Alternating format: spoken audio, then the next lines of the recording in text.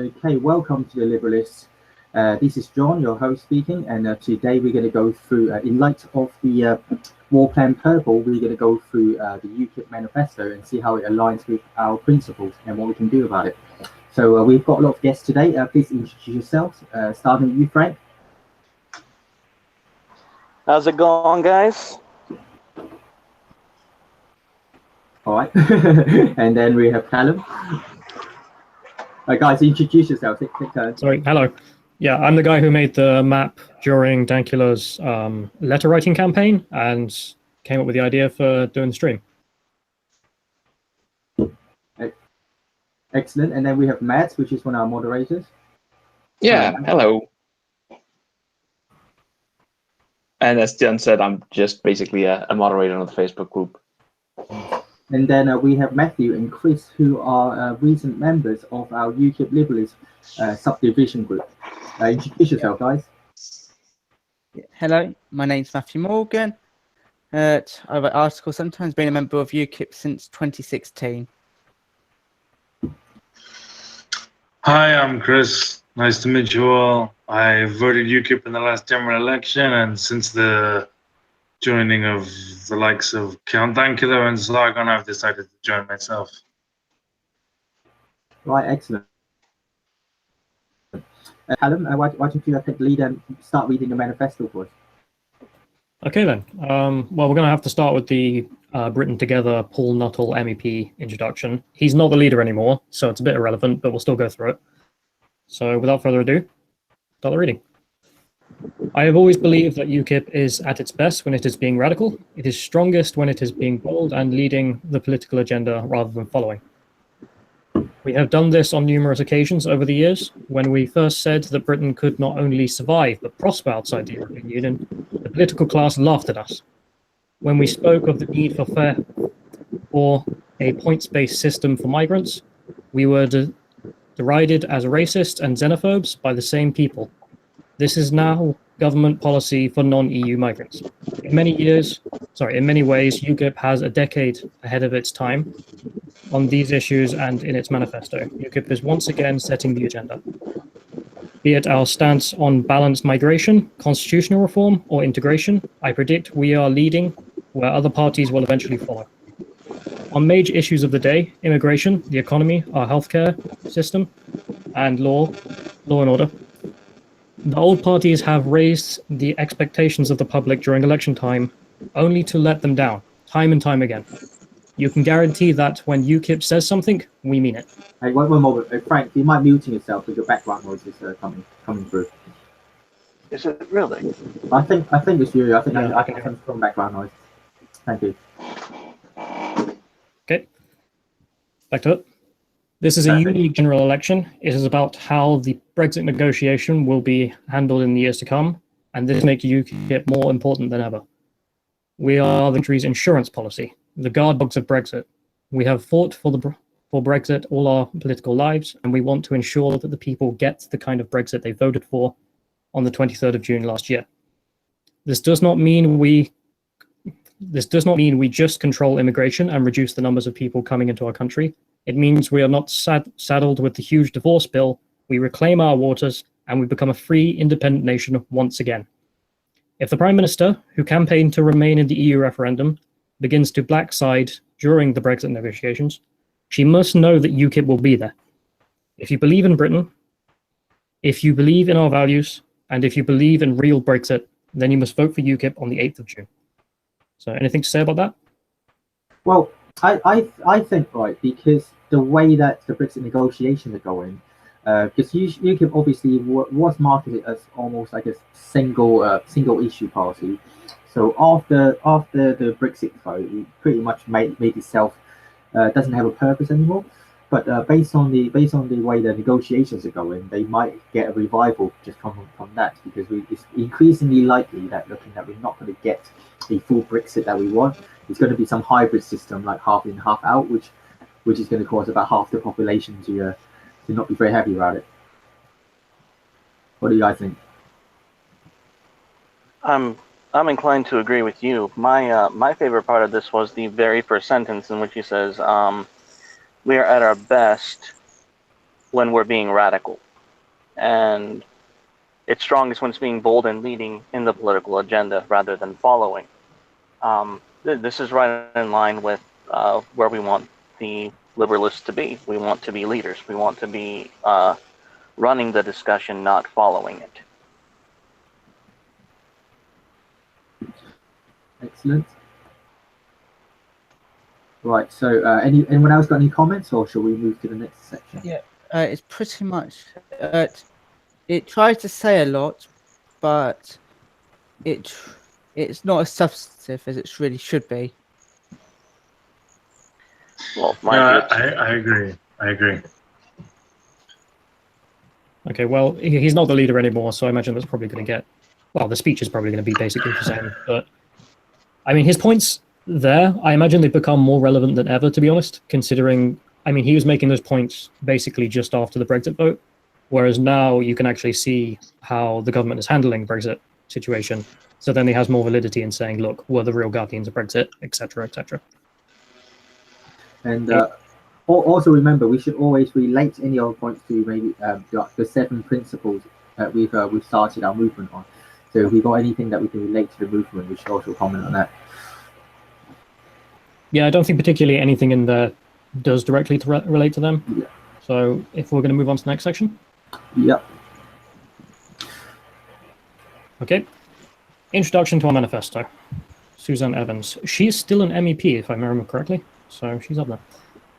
At the last general election, leaving the European Union was UKIP's dream when we produced the UK's first ever fully costed and independently verified manifesto. We outlined a vision of how strong and democratic Britain could be if we grasped the opportunity to become an independent, sovereign nation once again. Now Article 50 has been triggered, and we dare to believe our dream will become a reality within the next 2 years. UKIP sets out its manifesto, 6 Brexit tests, which need to be passed before we can say we are finally free of the EU. Whoever forms the next government must take note. While some parties tear up their previous manifestos, UKIP is a party that likes to stick to its principles. The £35 billion we will use to finance our public spending priorities has again come from reasonable cuts to the foreign aid budget. Scrapping HS2, amending the Barnett formula, and the savings we will make in the next 2 years by leaving the European Union. Hey Frank, you remember to mute yourself when you're not talking. There's some background static, mate. For the second general election in a row, UKIP spending proposals do not involve raising any taxes.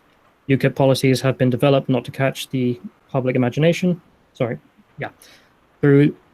We think they will, but to deliver what Britain really needs and what we can afford. Those are our spending priorities for the next Parliament. And then here's a list of specific promises. So to invest an extra 11 billion every year into the NHS and social care by the end of the next Parliament, raising the caps on medical schools and nurse training places, and increasing funding for mental health and dementia.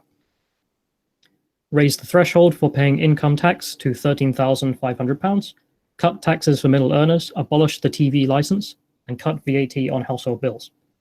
Scrap tuition fees for science, technology, engineering, mathematics, and medicine students. Provide up to 100,000 new homes for younger people every year. Maintain all pensioner benefits and the pensions triple lock. Protect disability and carer benefits. Spend a genuine 2% of the GDP on defence, plus £1 billion every year. Fund 20,000 more police officers, 7,000 more prison officers, and 4,000 more border force staff. Revive our coastal communities and fishing villages. Cut business rates for the smallest businesses. Commission a dedicated hospital ship to assist our armed forces and deliver humanitarian medical assistance worldwide. Then there are the policies that only UKIP is prepared to commit. Reducing net migration to zero, putting integration at the top of the political agenda, abolishing the House of Lords, and creating an English Parliament. Our country needs radical social, economic, and democratic change. Brexit heralds a huge political shake to things, but it will take a political party like UKIP to stand up to the tyranny of the status quo if we are really ready to pull Britain together. Right. Okay. Right. So on this, I actually think we should change the format from reading the entire page to entire segment and then comment on a segment and like a paragraph, and then we move on paragraph by paragraph for the next page. So that'll actually, I think that would give us a bit more focus. But yeah, if you have something to say about what's being mentioned, just interrupt. It's no problem. No, I think we can just go for a paragraph and talk about each paragraph basically. I think that would probably work quite well. Okay. That is going to take forever. But based on we got 64 pages. Going paragraph by paragraph is all right. Okay. It's not gonna. It's a paragraph is 2 sentences on this format. If for those of you who are not watching but listening, but based on the policies that she lines out, I'm not for social programs. But with what they've outlined here, it seems like what they're trying to do is promote the middle class, promote the family. Buying homes for the young is almost a dog whistle for saying, get your shit together and make babies. It's it's promoting Britain to promote and create more Britons, and that's not ever a bad thing. Yeah, right. I think is there anything that we genuinely disagree with out of these all these targets? I wanted to say that the 100,000 new homes for younger people seems like a government overreach. I don't see why the government should be doing that. But other than that, you think that contradicts self-reliance? Yes, I mean, I think the issue is if the government gets involved in the real estate business, what you can usually what will happen is the government will build the houses where people want them, and that sounds good, but that generally presses prices up in real estate markets in various spots, and that's it's just a hive of potential corruption. So it's just I don't see how you can do it as the government and achieve good results. If you just stay out of it, you force private enterprise. No, I disagree. This seems like they are addressing a symptom of a bigger problem that already exists, which is the fact that we have too many university students that are enrolling in programs that they don't fully understand at an age where they do not have the capacity to understand them, and then they graduate or they drop out at a very high rate. They don't know what to do, and they move back into the family home and they contribute nothing.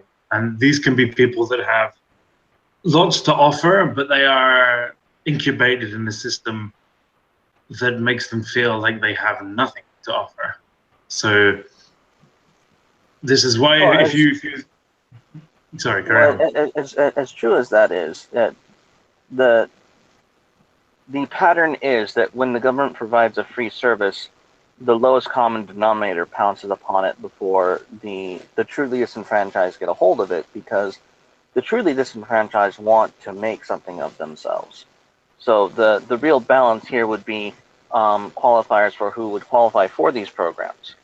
As I said, I'm against social programs, but offering the young homes for their own homestead to create British families, that is all in all a good thing.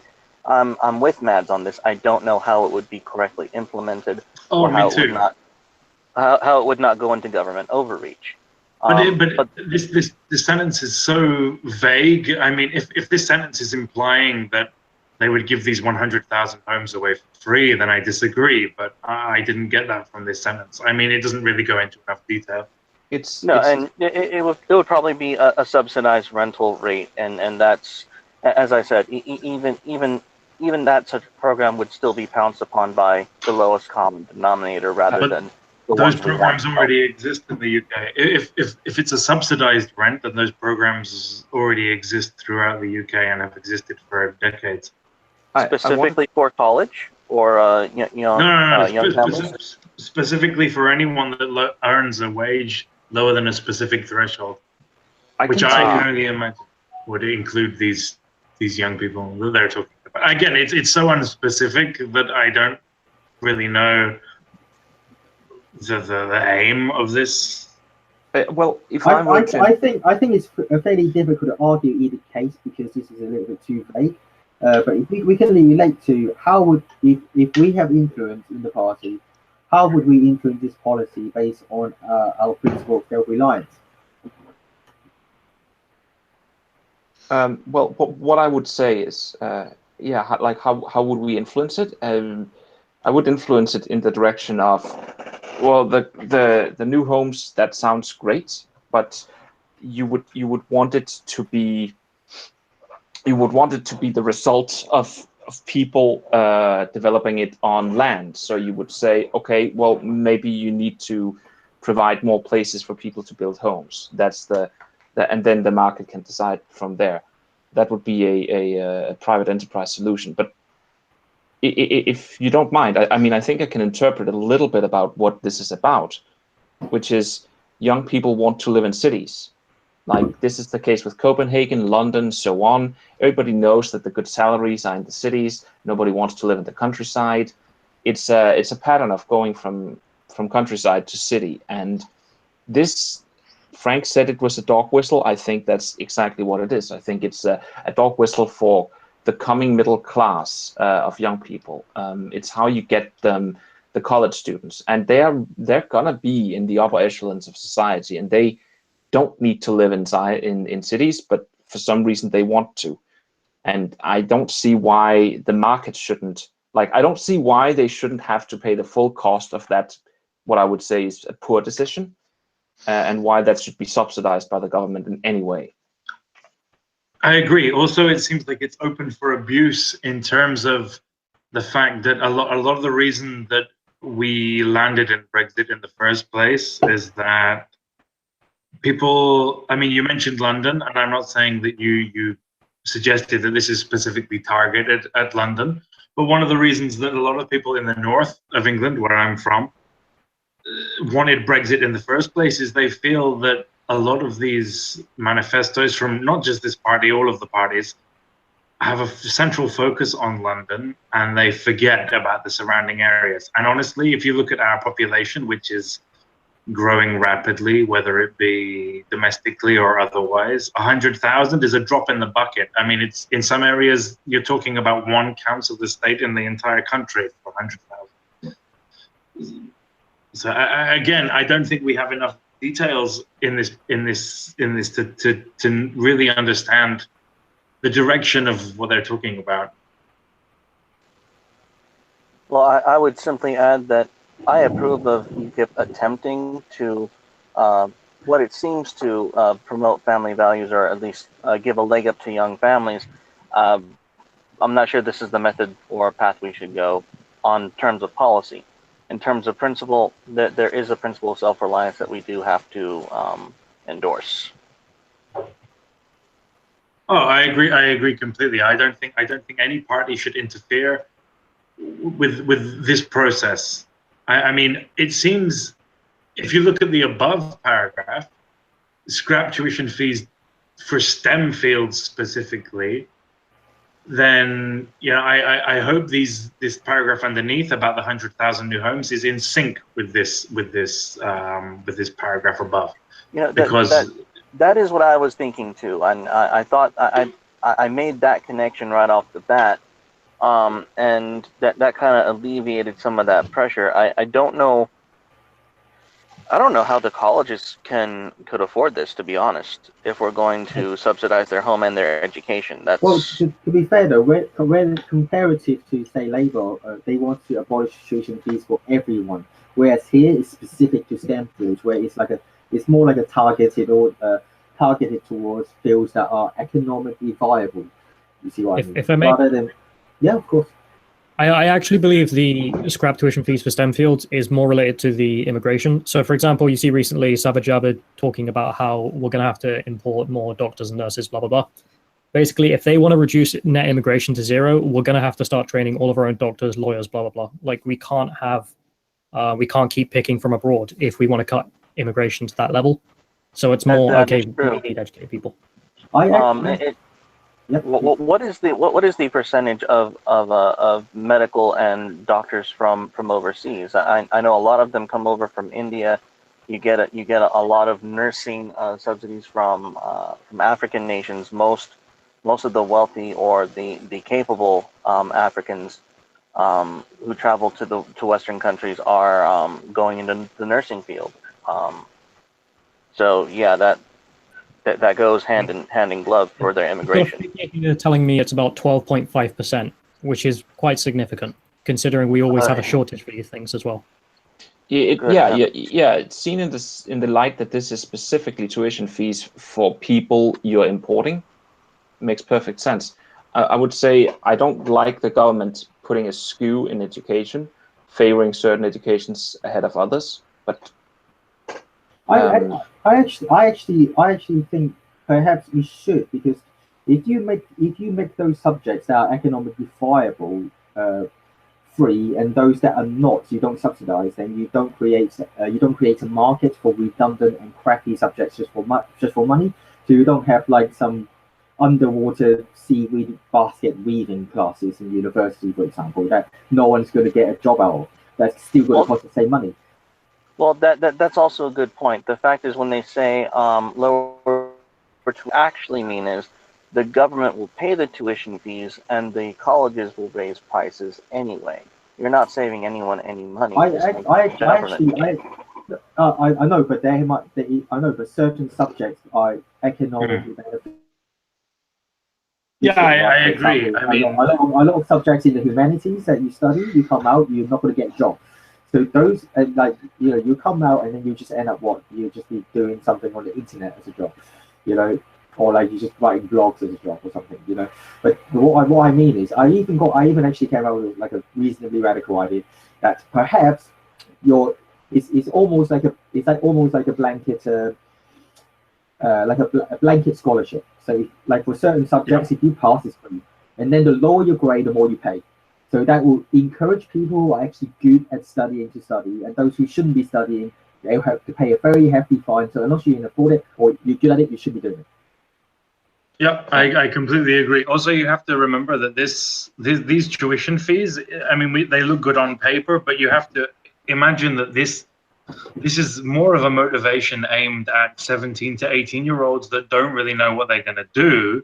And if someone says, look, if you do STEM field qualification, then you'll get a cheaper way out, then I'm all for it. Because, I mean, on paper, we can discuss and evaluate this, but in reality, the people that this was going to affect most when they make the decision are young teenagers that, for the most part, don't really know what they're going to do with their lives. And it saves them from spending 3 to 4 years of their life doing a degree that isn't going to help them, and they end up being a barista. If this is why, then I'm all for it.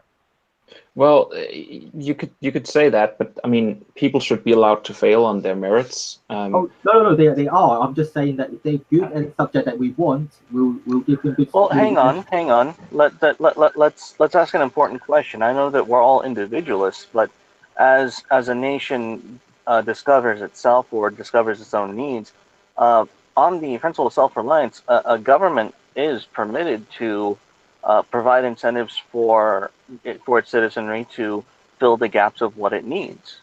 Right. Also, I don't think the idea of people being judged on their merits and this idea are mutually exclusive. Just because they scrap the tuition fees for these subjects doesn't mean these subjects should be made any easier or the bar should be any lower. It just encourages people at the 17, 18 years old that are lost and don't really know what they want to do, which is the case for most young students after they finish A-levels, to give them an independent motivator to choose these useful subjects. Because they don't have, they lack the foresight a lot of the time to understand. Right, guys, I think we hung up on this one point for far too long. So is there anyone else got any more comments onto any part of this specific proposal? I do. I would like to talk about the paragraph 2 above about the mental health funding. All right. This is something that needs drastic change in the UK. I have known a few people who have been through the program on mental health studies, and one of the biggest problems is the lack of review. You can go to a GP, you can tell this GP that you are suffering from mental illness. They will prescribe you antidepressants on a repeat prescription, and there is no review process. You can stay on this drug for 12 to 24 months without ever seeing a GP again, ever having a meeting about what's going on with you. It's just a complete joke that they put these on prescription. They charge a base fee at pharmacies. You know, it's a standard fee for everyone, and there's never any review process. So this the way we treat mental health needs a radical reform in the UK desperately. I'm neither for or against that reform. Okay, can I move on to I think the most important part of that statement, abolition of the House of Lords. Are we all in favor of this? Oh, actually, If they're not elected, no. Get them out. Yeah, in fact, I think there has been a petition for the government to say that they should abolish the House of Lords, and they rejected it. One of the petitions on the government website. Yeah, I think they rejected it recently, so I don't think we're going to be able to change that anytime soon. But although if we do have control of, we have influence over a party that might potentially control, that might change. But at the moment, we're not going to be able to do so. I don't know. It depends. In my perspective, I mean, I studied law at university and specialized in constitutional law, and I agree that the House of Lords needs to be an elected process. This idea of inheriting positions is outright wrong, and this idea that unelected officials should have a say is wrong. But at the same time, I think as an institution, it should stay, because they are very good at standing against these sort of the branch of the executive that likes to rush through law to get their own ideals made into legislation very quickly. So the House of Lords almost acts like a border control. Okay. So yes, hypothetically, can we reform it such that it's not, so that it is elected somehow? Yeah, exactly. It should be an elected position, but at the same time, I don't think it should be abolished, because it allows the House of Commons to just run riot and do what they want. No, I don't think abolishing them means that you have nothing to replace them with. I think the abolition of it would mean that there is something else to replace it with that is more democratic in process by definition. So a Senate or something like this. Yeah, but my question would be, the problem here is they don't suggest something to replace it with, and just saying it should be abolished without offering a suggestion or a replacement, I think, is short-sighted. Just do something like 16-year term limits, or 16-year terms, and then and I do mean 16, and then just make it so you can only be elected for a single term. If that were the policy, then you would have the stability you're asking for. It would also work if you had a running replacement like the U.S. Senate, so you had elections every 2 years. Then you have a slow change of the House of Lords. Should we get moving then? Yeah, let's go. We've got a lot of pages to go. Okay, so Brexit Britain, the key tests. You can set it up. There we go. Ready? Oh, Frank, mute yourself, please, because your background buzz. Yep. Okay, UKIP has set out 6 key tests. 6 key Brexit tests, and until each one of them has been met, we will not have Brexit the British people voted for on the 23rd of June last year. One of the most crucial tests is regaining the fishing rights Britain has under international law. The Conservatives already look to be backsliding on this. UKIP believes the UK should have already left the EU, and the following Article 50 process will lead us to make too many concessions with Brussels. Theresa May has already shown signs of capitulating on key issues such as immigration and freeing the United Kingdom from the jurisdiction of the European courts. What concessions will she make next? All of them. Theresa May should not be allowing the EU to influence how, when, and on what terms we leave. Ours is the position of inherent strength, and we should be acting from that position of strength, not giving up before negotiations have even begun. how Britain could and still should leave the European Union. Repealing the European Communities Act 1972 should be first, not the last step in the leaving process. There is no legal or moral obligation to use Article 50. We have the legal right to withdraw from the EU unilaterally. Article 50 is a trap designed to obstruct countries from leaving the EU. The longer the leaving process lasts, the greater chance of the referendum decision being overturned. May's decision not to implement the decision of the referendum as quickly as possible, but following a slow route that suits the EU is very worrying. By repealing the 1972 Act, we could immediately take back control of key policy areas such as immigration and border controls, fishing, farming, trade, security and defense, and police and criminal justice. All EU laws could remain in place temporarily until they are repealed individually, amended, or allowed to stand. Disagree. And there's a quote there that says, more than 11 million of us voted leave, giving the government the largest democratic blah, blah, blah, blah. Move on to the next one. Open door to the 2019 EU elections. By now, a bill for the repeal of the European Elections Act 2002 should have been placed before Parliament to ensure no British national can stand for election in the European Parliament in 2019. This would have been a clear sign that there is no going back on Brexit, yet this has not happened. The EU planned to stop us leaving. Article 50 is not just a 2-year process, and it makes provisions for negotiations to extend for an infinite time beyond that. We are likely to find ourselves facing protracted and torturous negotiations with a recalcitrant bullying EU for quite some time. The EU has no incentive to negotiate a good deal for the UK because it does not want us to leave. The UK has a massive exposure to the liabilities of the European Central Bank, the European Investment Bank, and various other financial mechanisms of the EU so long as we remain a member. We will be expected to contribute to any Eurozone bailouts. The EU will also have to plug a huge financial hole of some 12% of gross EU budget when Britain leaves. There are just 2 very good reasons for the EU to keep us dangling on the hook for as long as possible. The longer the EU keep Britain in, the greater the opportunity for a new government to reverse the referendum decision or sign up to some kind of associated membership agreement, which to all intents and purposes will just be like EU membership. There must be no compromise on Brexit.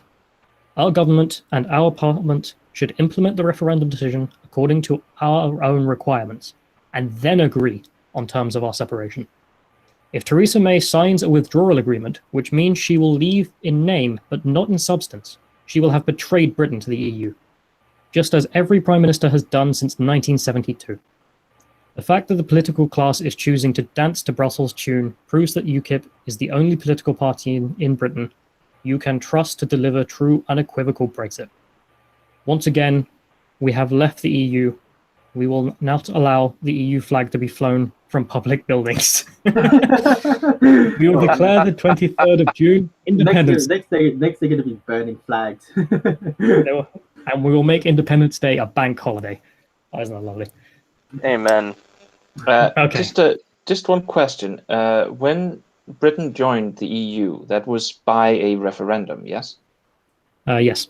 Yes. Right. So perhaps the Prime Minister who joined the EU did not actually betray Britain, but rather did exactly what Britain asked for back then. But they didn't Precisely. join the EU. They enjoyed it was an economic union when Britain joined the EU. The EU now compared to the EU that was joined in 1972 are completely you can't compare them. I agree. Union. I agree entirely. It's rather undemocratic to suggest that a prime minister in 1972 shouldn't have joined the EU when that was actually what was voted on.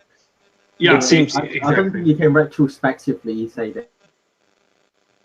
Yeah, I know what you mean. Okay, shall we move on to the 6 Brexit tests? Yeah. Certainly. Sure, why not? Our 6 Brexit tests. Only when the government has passed all these tests can we be sure the British people have got the deal they voted for on the 23rd of June 2016. First, the legal test. Parliament must resume its supremacy of lawmaking without restriction. Britain must be completely free from the jurisdiction of the European Court of Justice, and we must be free if we wish to relinquish our membership of the European Court of Human Rights. Number 2, the migration test. Britain must have full control of immigration and asylum policies and border control. We must not be bound by any freedom of movement obligation, and we must be free to set and meet our own annual migration targets. 3, the maritime test.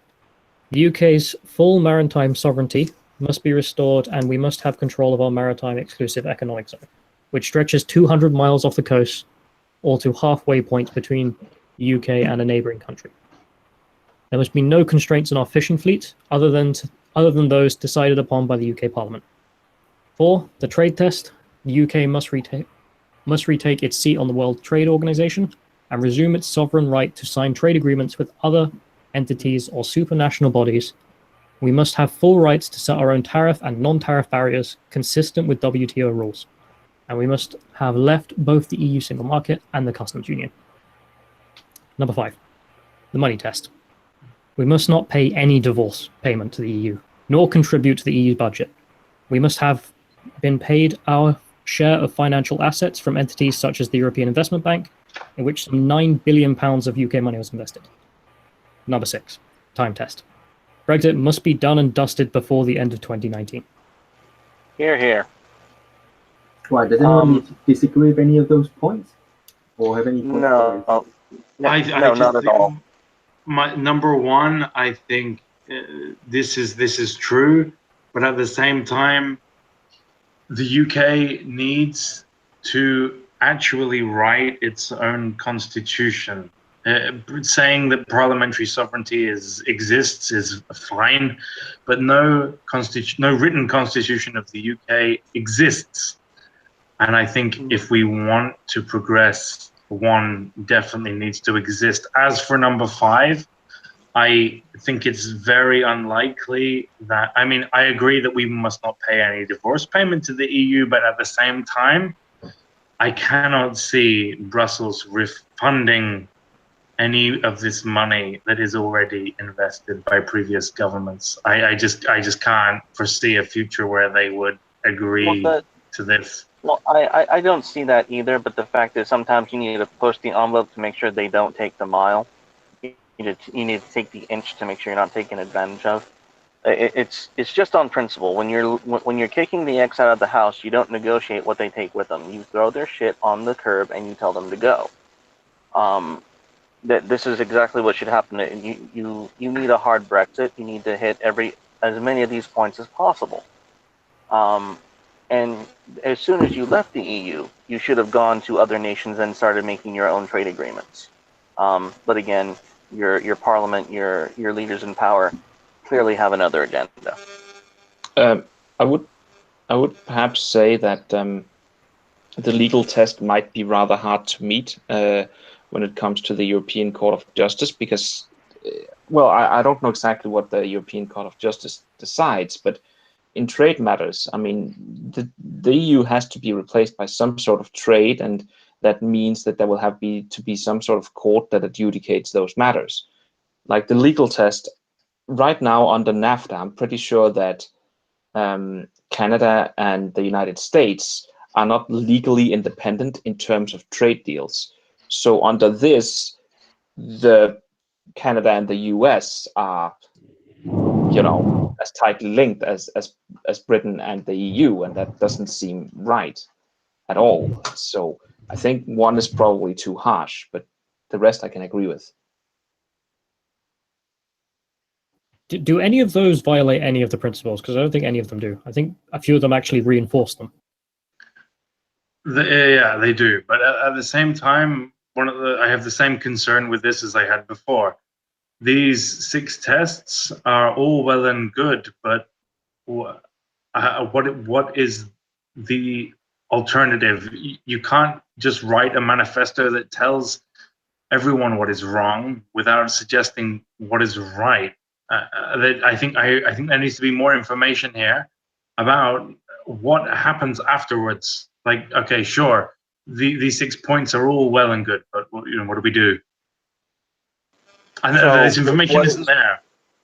So your question is, what is the point of Brexit? What do we gain, and how do we move forward? Is your problem? No, I understand Brexit. I understand what we need to do, but I think just saying what we need from this Brexit is different from. I mean, sure, number 3, the maritime test, it lays out its plan, but it doesn't lay out its plan in some of the others. It just says what we shouldn't do. My question is, what should we do afterwards? Yes, I mean, there's you obviously need a trade deal with the continent. I don't think there can be any questions. So how do you adjudicate that trade deal under point number 1? There's no answer there. So I'm not sure you can actually meet the test. Well, the question is that doesn't Britain have the right to go to individual nations and set up their own individual trade? Well, exactly. The free market will dictate this, but I think it should be explicit in number 1. Well, you know what? I agree with you. It should have been explicitly stated, and they failed in that endeavor. I don't know. Well, I think this document is very interested in arguing that the EU serves no purpose, and that's just flatly wrong. It obviously serves a purpose. It's just that it's not doing it well. So you have to replace the EU with something. Well, I think the idea is to replace collaboration with self-interest, because collaboration has led to the self-interest of people who are not interested in their own nations, and that's a net negative. So exactly, and self-interest is reliable. I mean, as sad as it is something you can always rely on. So why not have it? No, I agree entirely. It needs to happen. It's a terrible system as it is, but it does serve a role. Okay, should we move on to fishing then? Sure. Let's do it. Okay. Our fishing industry could be worth £6.3 billion when we leave the EU, free of common fisheries policy. We can take back full control of our seas up to 200 miles from our coast, as it is our right under international law. We can start to rebuild the once flourishing fishing industry that our membership of the EU destroyed. Alrighty. Restoring Britain's fishing industry. Of all the tests of a proper Brexit, taking back control of our fisheries is key. The EU common fisheries policy is an environmental, economic, and social disaster that has devastated fishing communities and caused catastrophic damage to our maritime ecology. Until we have control of our seas and our fish shops, we do not have Brexit. The EU's common fisheries policy was cobbled together in 1970s as Denmark, Ireland, Norway, and the UK were on course to join them in the EEC. Together, the countries held 90% of the Western European fish stocks. 80% of those stocks were British. It was a cynical but legal way to seize the new entrants' precious maritime resources. The general tenet of the common fisheries policy, that there should be non-negotiable equal access to the EEC EU waters, was condition of the EEC EU membership. Some say Prime Minister Edward Heath committed an act of treachery when he capitulated to the common fisheries policy. Certainly, he allowed the UK's territorial waters to be plunged by industrialised fishing fleets, which led to a huge job and tax revenue loss from the fishing and auxiliary industries. The common fisheries policy has rightly been described as an obscene because of its reckless fishing quotas and discard policy. This requires fishermen to either throw back into the sea dead fish caught over the quota, or bring them back to port and send them to landfill. Data on discards from Eurostat show discards equate to some 2 billion fish, suppers thrown back into the water every year. It is an environmental and economic madness. Once we leave the EU, we can also leave the common fisheries policy, take back control of our seas, and rebuild our fishing industry. The 1964 London Convention on Fishing. UKIP will repeal this little-known convention, an agreement between 12 European nations and the UK, which recognises the historic fishing rights of vessels from the contracting parties to fish in the band of waters between 6 and 12 nautical miles from the UK's coast. When the EU's common fisheries policy ceases to apply, the UK will automatically establish control of a 200-mile exclusive economic zone, giving our fishermen sole access to the waters within 200 miles of the UK coastline, or at a point between two countries' coastlines, midpoint. However, the existence of the pre-EU 1964 convention could offer a backdoor to continued EU fishing in British waters, as vessels belong to the signatory nations could cite this legislation and claim historic rights to fishing within 6 to 12 nautical miles around the UK. Next page. Right, so anyone have any knowledge in the fishing industry to comment on this one? The only thing I can say is the fishing industry isn't looking so good in Denmark either, and I'm pretty sure we're much better treated by the EU policies than Britain ever was. I would say that all of this sounds completely obvious and should be done. I think Britain has a much greater interest in its territorial waters than the Netherlands does, so it should obviously be stewarded by the UK. But that's about all I got. Oh, actually, I just noticed. Just take this opportunity to say hello to Joshua, who's just joined us on the stream. I think he was having problems earlier joining. Hi. No, he's not. Okay, well, I also wanted to say that fishing quotas were introduced as a way to, they were advertised as a way to help the common man, you know, they were advertised in this way that said, if we carry on the way we are, we're going to run out of fish, so we should introduce fishing quotas to help out everybody. In reality, it led to one of the biggest disasters in the industry that we have ever seen, in terms of cartels basically taking over and being given larger quotas than other people. So these fishermen would go out, and before the year was even done, they had already fished everything they were allowed to fish. And this is something, I mean, as fishing quotas as a principle, if the goal is to keep the fish in the waters at a good population, then sure, I agree with it. But the way it's been done has been absolutely reprehensible, in my opinion. It actually also encourages government corruption. The Danish Prime Minister is embroiled himself, or well, States Minister, I should say, is himself embroiled in having had meetings and having, I think he got some sort of gift from a large fisherman. And I say large fisherman because that's what they become. There's to have a fishery in Denmark, you can just have like a tiny little boat and never use it, and then you can sell your quota off to a large fisherman, and that's generally how it happens. The system can so easily corrupt when you have the government controlling it. Whatever is being done under EU fishing quotas is pretty damn terrible. I agree. Okay, should we finish off the last page of Brexit? A comment from chat who says from You're breaking up. Just having a comment, should emphasize the British water sustainability and to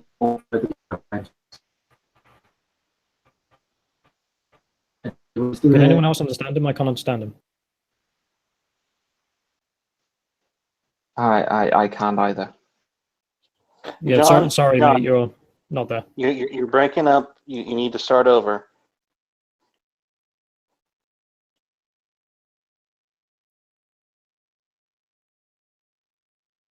Okay, I think we've lost John then. All right, well, I connect to the crowd. Yeah.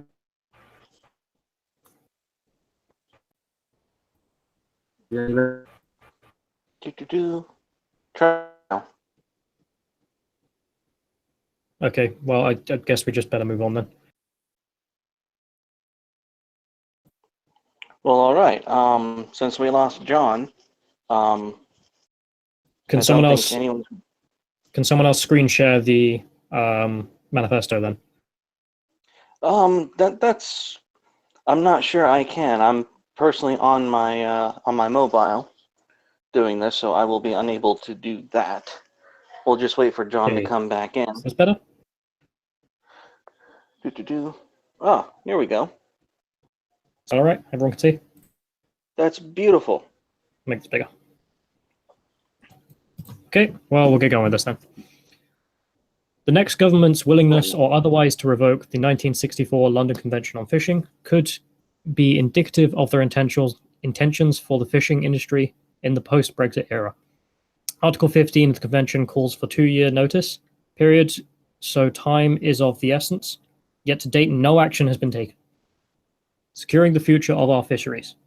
Rebranding our fisheries industry and repatriating one of our nation's greatest renewable resources will take time, but it will be worth as much as £6.3 billion to the UK economy in the net to plate income alone. This is a golden opportunity for Britain. Our fisheries must not be used as a bargaining chip in the EU negotiations. Hello, sorry about that. My thing keeps crapping out, so That's okay. yeah. It's my VPN that's constantly doing this because I need to change the server. The server is just not having it. Right, sorry about that. Where are we now? We're here. Can you see? Yep. Do you want me to keep going? There we go. So, I'll just use yours. You share yours, yeah? I'll just do that. Okay. All right. To take back control of our fisheries, UKIP will leave the Common Fisheries Policy and withdraw from the 1964 London Convention. Restore the UK's exclusive economic zone in accordance with international law. End the obscurity of discards and make best use of all fish caught. Introduce a time-limited paid license fee option for selected foreign vessels to fish within UK territorial waters while the UK fishing industry re-establishes itself. Launch an inclusive, collaborative consultation with the fishing community to draft new fisheries bill. Ensure all fish caught within the UK waters, including those taken by foreign vessels operating under a license, are landed and sold in the UK to help attract investments of the new developing UK fishing industry. Create, train, and equip new fisheries protection force to maximize, create, train, and equip a new fisheries protection force using a mixture of technologies in sea and land-based methods to police the UK's exclusive economic zone. In addition to the economic, environmental, and social gains we shall make in restoring our fishing industry, Brexit also offers us a unique opportunity to regenerate British boats and shipbuilding. We could develop our civil ship and boat building program in line with the World Trade Organization's trade-related technical assistance program. Brexit Britain offers us a host of opportunities, and nowhere more so than our fishing industry. Reviving our proud and profitable maritime tradition will rejuvenate our seaside towns, enhance our coastline, produce much-needed skills, employment, and economically deprived areas, and secure the future for British fishermen. And then the final point here on the British passport. In 1988, the blue British passport was scrapped and replaced with a much smaller burgundy EU one, a clear step towards the creation of the United States of Europe. The British people roundly reject this plan on the 23rd of June 2016. UKIP will take an opportunity to reinstate the classic blue passport when the British passport contract comes up for renewal in 2019. I like the way they say it's much smaller one. I think it's better. So that's the end of the Brexit section. What are your guys' thoughts?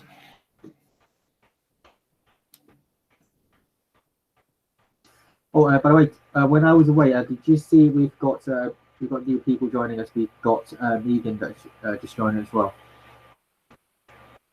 Hello. I think just moved it wrong. I have not. But... So, hi, how's it going? She's a regular on our Discord. I love the way British people pronounce my name. Oh, Megan. It's Megan. Well, how do we'll call you whatever you want it to be called. How do you identify with your name? It doesn't matter, but I just say Megan. Megan. All right, Megan. All right, so back to the point. I don't think anything in here is really No, of significance, though. we've already discussed fisheries, and the idea of turning the passport back just seems like it's pandering to an older audience. Does anyone really care about what fucking color the passport is? It's just nostalgia points, I suppose, isn't it? Exactly. It's like, hey, do you remember the 80s? Do you want a blue passport again? I mean, sure, if it gets a vote or two, then great, but this isn't important. It's a few £1 million for a couple of votes, really. I wanted to say that the principle of devolution, that is the revival of provincial towns, which I think most fishing towns are, almost by definition. I think that's a good and sound thing, and it works well with the liberalist principles. I certainly know that it's something Sargon of God supports, but I just don't think fishing will cut it. That's the only comment there. Okay then, well, that's the Brexit section then. Does someone else want to read this section? I can give you a hand if you want. Yeah, sure. If you want to read the sound national finances and lowering cost of living section. Sure. I don't have screen share, but I will read it on my own, and then you just scroll with me if that's cool. Yep, that's fine. Okay. Sound national finances, a lower cost of living. UKIP will invest in the NHS and care for the elderly. We will fund our schools, build more houses, and rebuild our depleted armed forces. We will do this without adding a single penny to anyone's tax bill. Our cost of living package will also save households £400 a year. Brexit means we can take back control of those important areas of economic policy we have been forced to surrender to the EU for the last 45 years. We will resume full responsibility for taxation and have more room for maneuver when it comes to industrial and regional policy without having to worry about EU state aid rules. UKIP has always made the case for lower taxes and an end to wasteful public spending programs.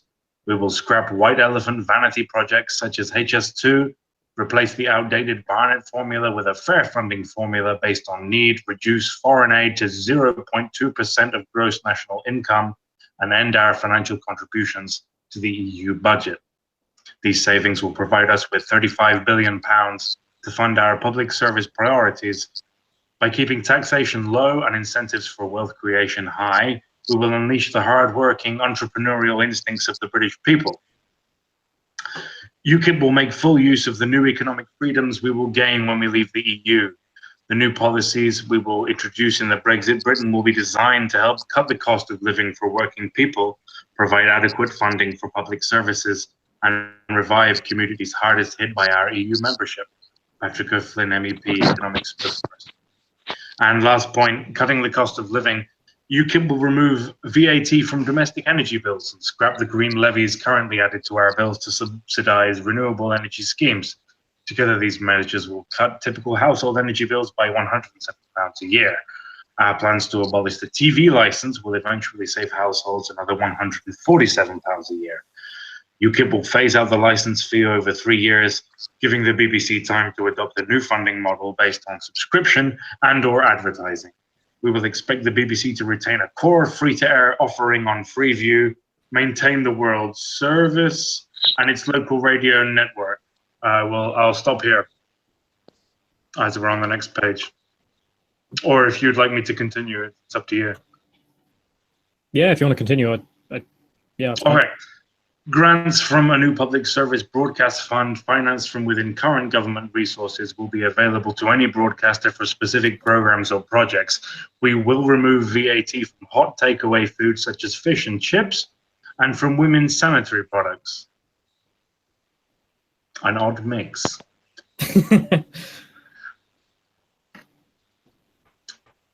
Okay. Women's sanitary products. An odd mix.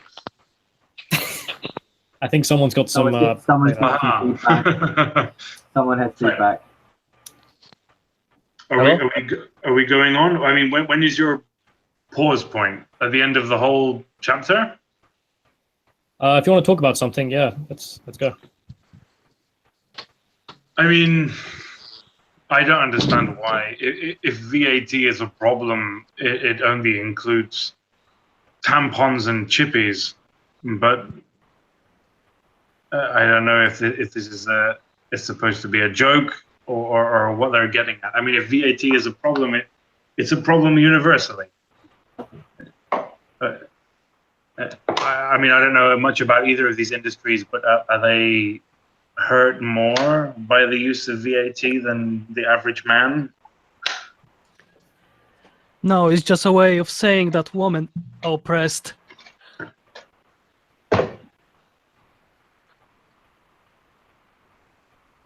I like the idea of not subsidizing renewable energy.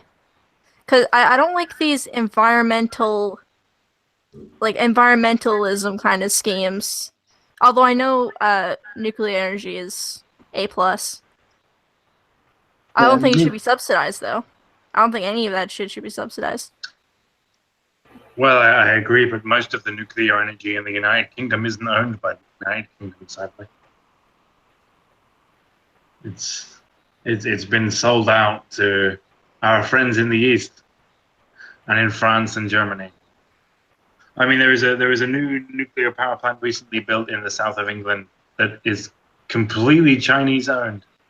Oh, wow. So it's a worrying phenomenon here, to say the least.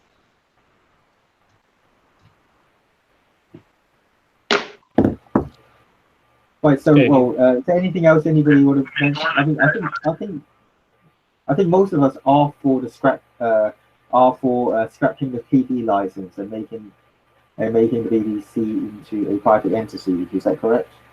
Yeah, I agree. Considering, I mean, have you guys seen BBC Three lately? Good God. Yeah, so I think that would probably be a good thing. It's a step down from Russia Today, and other than the TV license warnings being a free wallpaper service for student halls of residence, I'm completely against it. I mean, the only thing that I like about the BBC is probably David Attenborough's programs. But other than that, I think it's probably good to go.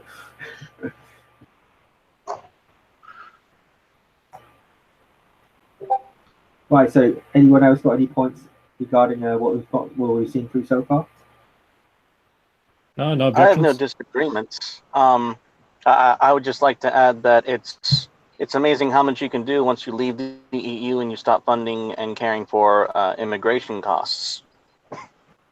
I mean, you guys might actually get to build a decent armed forces again. That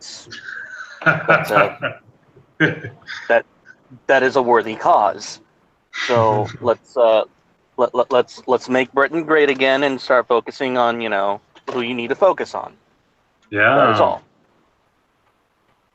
Hey Callum, can you hide the participant section so that you get more screens real estate for the viewers? Yeah, sorry, it's just the mute button is also over there. Oh, okay, I see. Hello? No, Hello? hi. Hi, can you hear me now? Yeah, Hello? I can hear you. Hey, you guys working? Okay, if we've got nothing more to say, we should probably move on. Yep, we got. Okay, do you want me to continue then? Yeah, keep going. Okay. Fairer, lower taxes.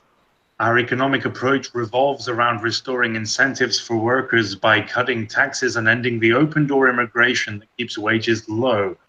Reducing the tax burden on working people in the bottom and middle ranges of the income scale is our priority.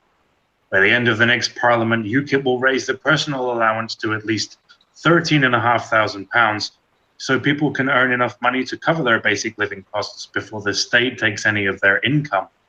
We will also raise the 40% income tax threshold to £55,000.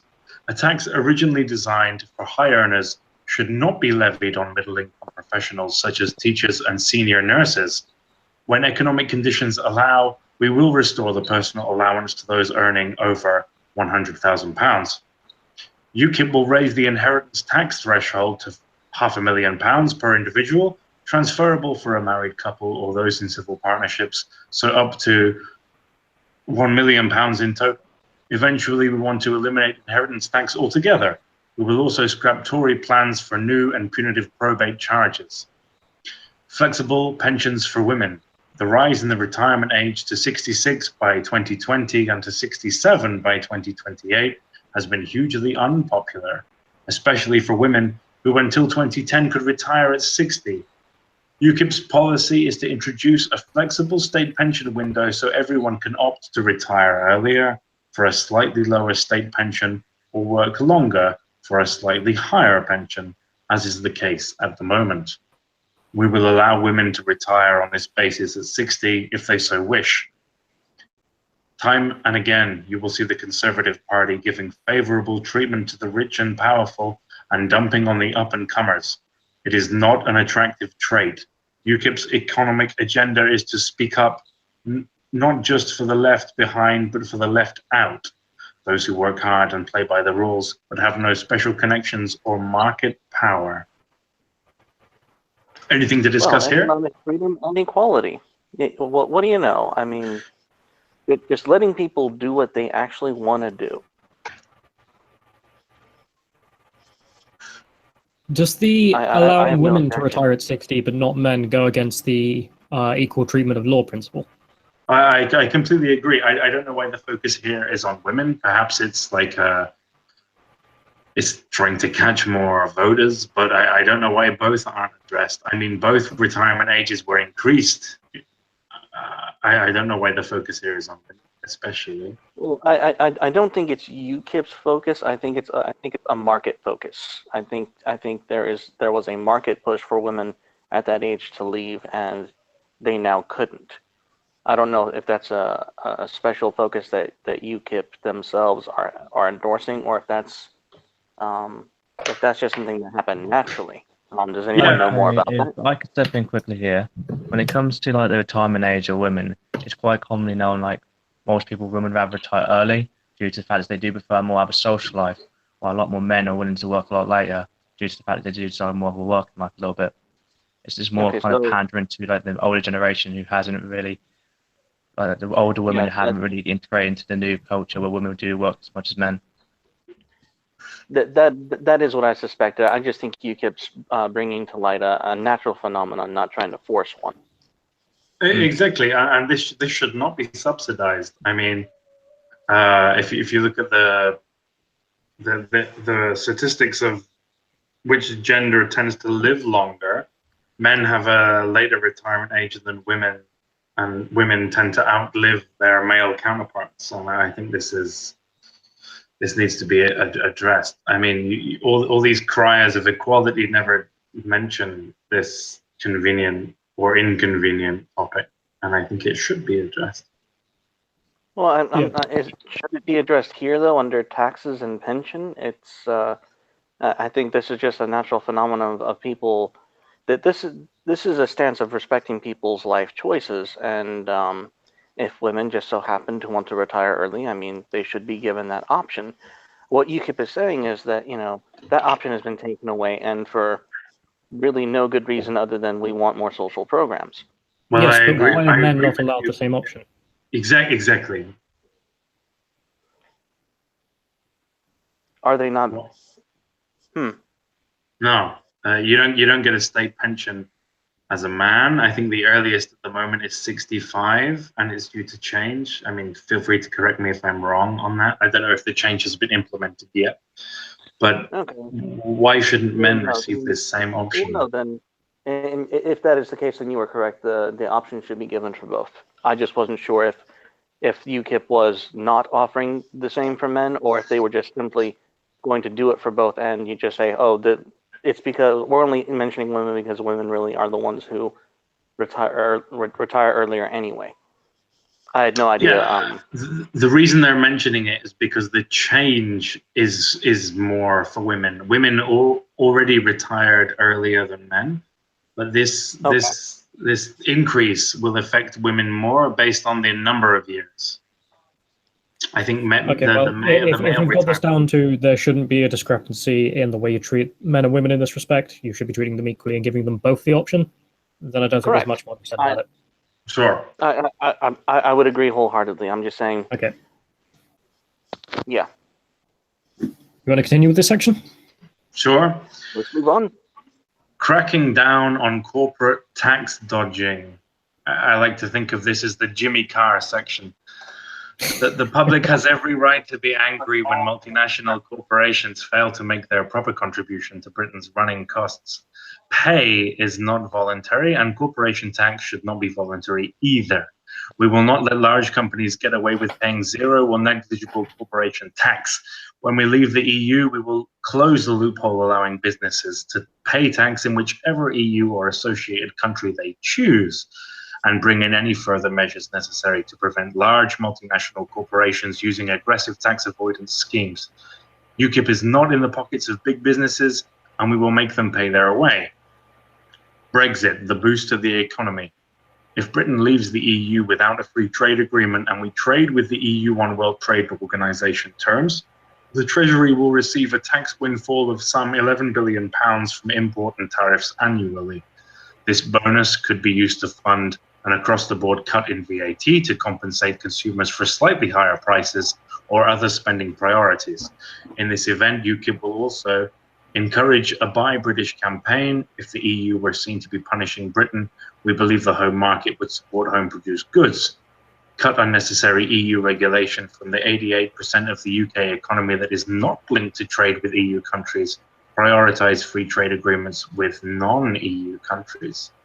Returning to sound finances.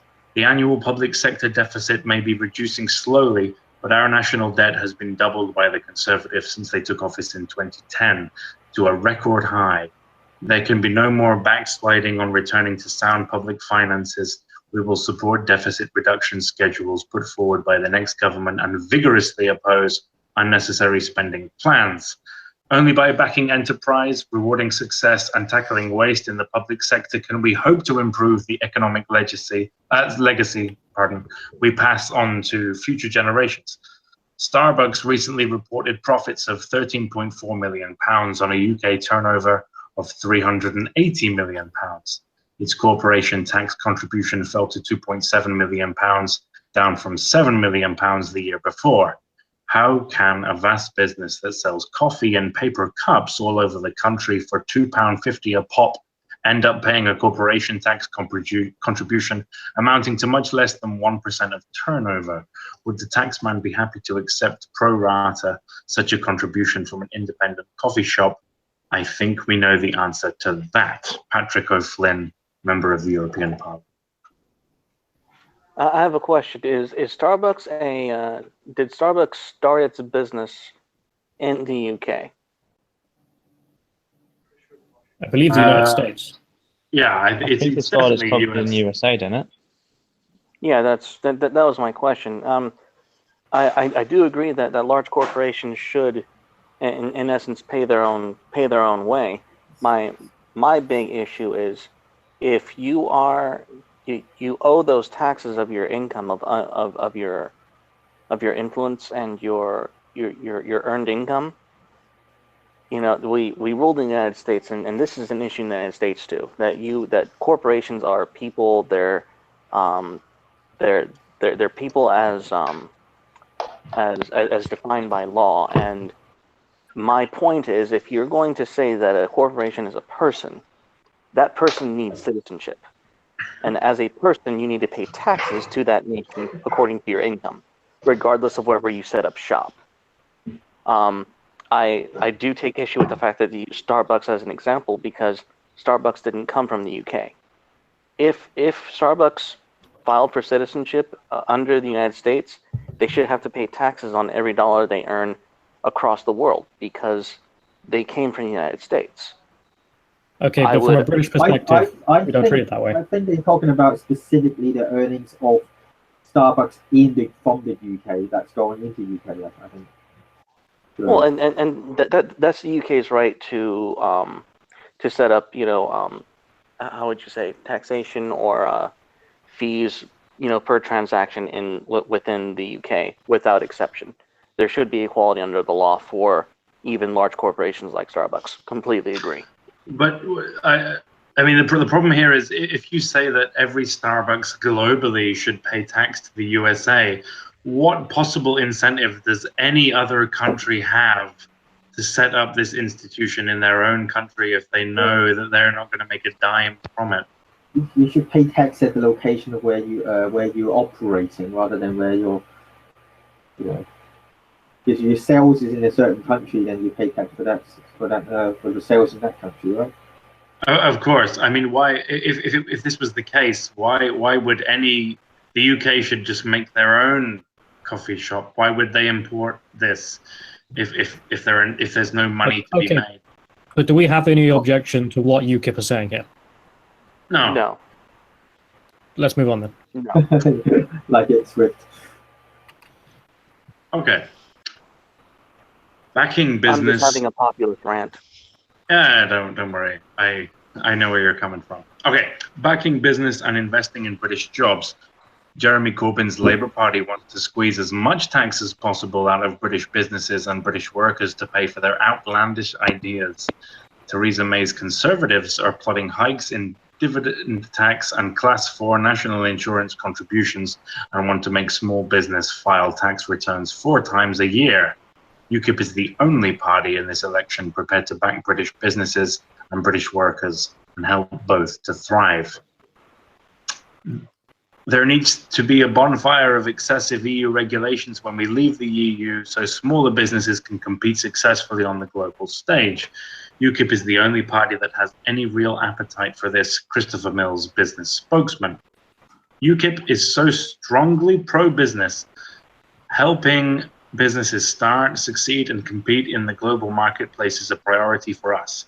Having long fought against excessive regulations enforced by Brussels, we make the case for clear-cut, sensible regulation to make trading easier, balancing this with policies to encourage ethical and responsible growth. Backing small businesses. Britain's 5.5 million small businesses are the lifeblood of our economy, making up 60% of the jobs in the private sector, according to the Federation of Small Businesses. UKIP will support small businesses by cutting business rates by 20% for the 1.5 million British businesses operating from premises with a rateable value of less than £50,000, making HM Revenue and Customs investigate big businesses or public sector bodies that repeatedly make late payments to smaller customers. Fines proportionate to the amount of delayed payments will be levied and will escalate for repeat offenders. Improve access to trade credit insurance to remove the drag on growth for businesses struggling to secure loans and give small traders the confidence to expand their businesses. Encourage local trade by pushing every local authority in the country to offer at least 30 minutes free parking in town centres and shopping parades. We will also freeze insurance premium tax. Previous governments have raised this tax as an easy way to make extra revenue, yet it cannot be claimed back by businesses, so increases have been especially tough on smaller traders. Or would you like a break there? Or Any continue? objections to what's been said? I can't think of any objections, really. Cool, we're good. No, I think. Okay, accessing government contracts. Local, regional, and national governments have immense spending power totaling around £230 billion, while in the EU they are required to offer contracts right across Europe, which has made it harder for British businesses to compete and forced them to jump through expensive bureaucratic hoops. Brexit offers the perfect opportunity to open up government order books to smaller businesses and encourage local, regional, and national procurement strategies that will deliver better value for taxpayers. UKIP will launch an urgent independent review of public sector procurement with the aim of opening public sector contracts up to small and medium-sized businesses employing less than 250 people. Recommendations coming out of this review will be put in place immediately after we leave the European Union. Meanwhile, we will compel all public sector bodies to list contracts worth over £10,000 on the government's Contracts Finder website to help more small firms access public procurement opportunities. Backing Britain's self-employed strivers. It takes courage and determination to set up your own business. Many self-employed people work for less than the national living wage, especially when they start out. UKIP will stand up for Britain's 4.8 million self-employed people. There will be no quarterly tax returns and no increase in Class 4 national insurance or taxes for our self-employed strivers. UKIP's goal is to keep taxes and red tape to the minimum necessary. British jobs for British workers. UKIP is not ashamed to say it. We should be offering jobs first to our own unemployed rather than inviting cheap labor from overseas to do the jobs British people are perfectly able to do. Big businesses are the worst offenders here, and we will prevent their deliberately overlooking the 11% of young people in the UK who are currently out of work. UKIP will bring forward legislation requiring employers to advertise jobs to British citizens before they offer them overseas. It is the government's duty to get our own unemployed off benefits and into the workplace and improve prospects for our own people rather than facilitate the continued importation of foreign workers. We will also ensure employers are legally free to choose to hire a young unemployed British person under the age of 25 ahead of a better qualified or more experienced foreign applicant. Employers who wish to back British workers and give local young people a chance on the first rung of the career ladder should not face the threat of legal action as they presently do. UKIP will make Gordon Brown's British jobs for British workers plausible and meaningful in law. We stand by our 2015 Manifesto pledges to protect workers' rights once we have left the EU. Leaving the EU must not usher in any kind of race to the bottom or on employment rights. Enforce the minimum and living wage and reverse government cuts to the number of minimum wage inspectors in England and Wales, and significantly tighten up rules on zero-hour contracts, severely limit their use. Okay. Any objections? Well, Just a no minor- objections per se. I think I that could say there's one objection you could put into there. Well, just a minor one. You don't really need to review a small business to see who you should hire for a government contract. You just make that government contract an open bid, so that everyone can see who's bidding and how much they're going to do the job, and that takes care of all the issues. You don't need to vet the businesses. I'm very concerned about this idea to put any contract in the public sector worth over £10,000 on a list. I don't like the idea of this at all. No, and it has the tendency to cause special interest for certain businesses, and UKIP should not be. I don't know. They're not free of that criticism or tendency. They're human like everyone else. Just make it open bidding. No lists, no reviews, just open bid. Someone in the chat section saying, I have an addition. Force the state to hire young people as part of an optional civil service program. Question mark. I'm sorry, repeat that? Someone in the chat said, I have an addition. Force the state to hire young people as part of an optional. You know what? Though? I think actually one of the big problem that why we actually import a lot of foreign people to do jobs is because a lot of young people, because they brought up with so much that they actually don't want to take the jobs for like to them, like basically like a minimum wage job. A lot of them don't like, they see it beneath them, they don't even want it. That could be a problem in the cultural issue. I think that is actually quite true. As well, in quite a poor area of Lincolnshire, where you've got a lot of jobs in the factories and in the farms, and British kids and British teenagers don't want to do it. It tends to be the Europeans and European children who got brought up here. We do a basic calculation. How many hours do I need to buy that iPhone? And they go, okay, that's too many. And they don't want to do it.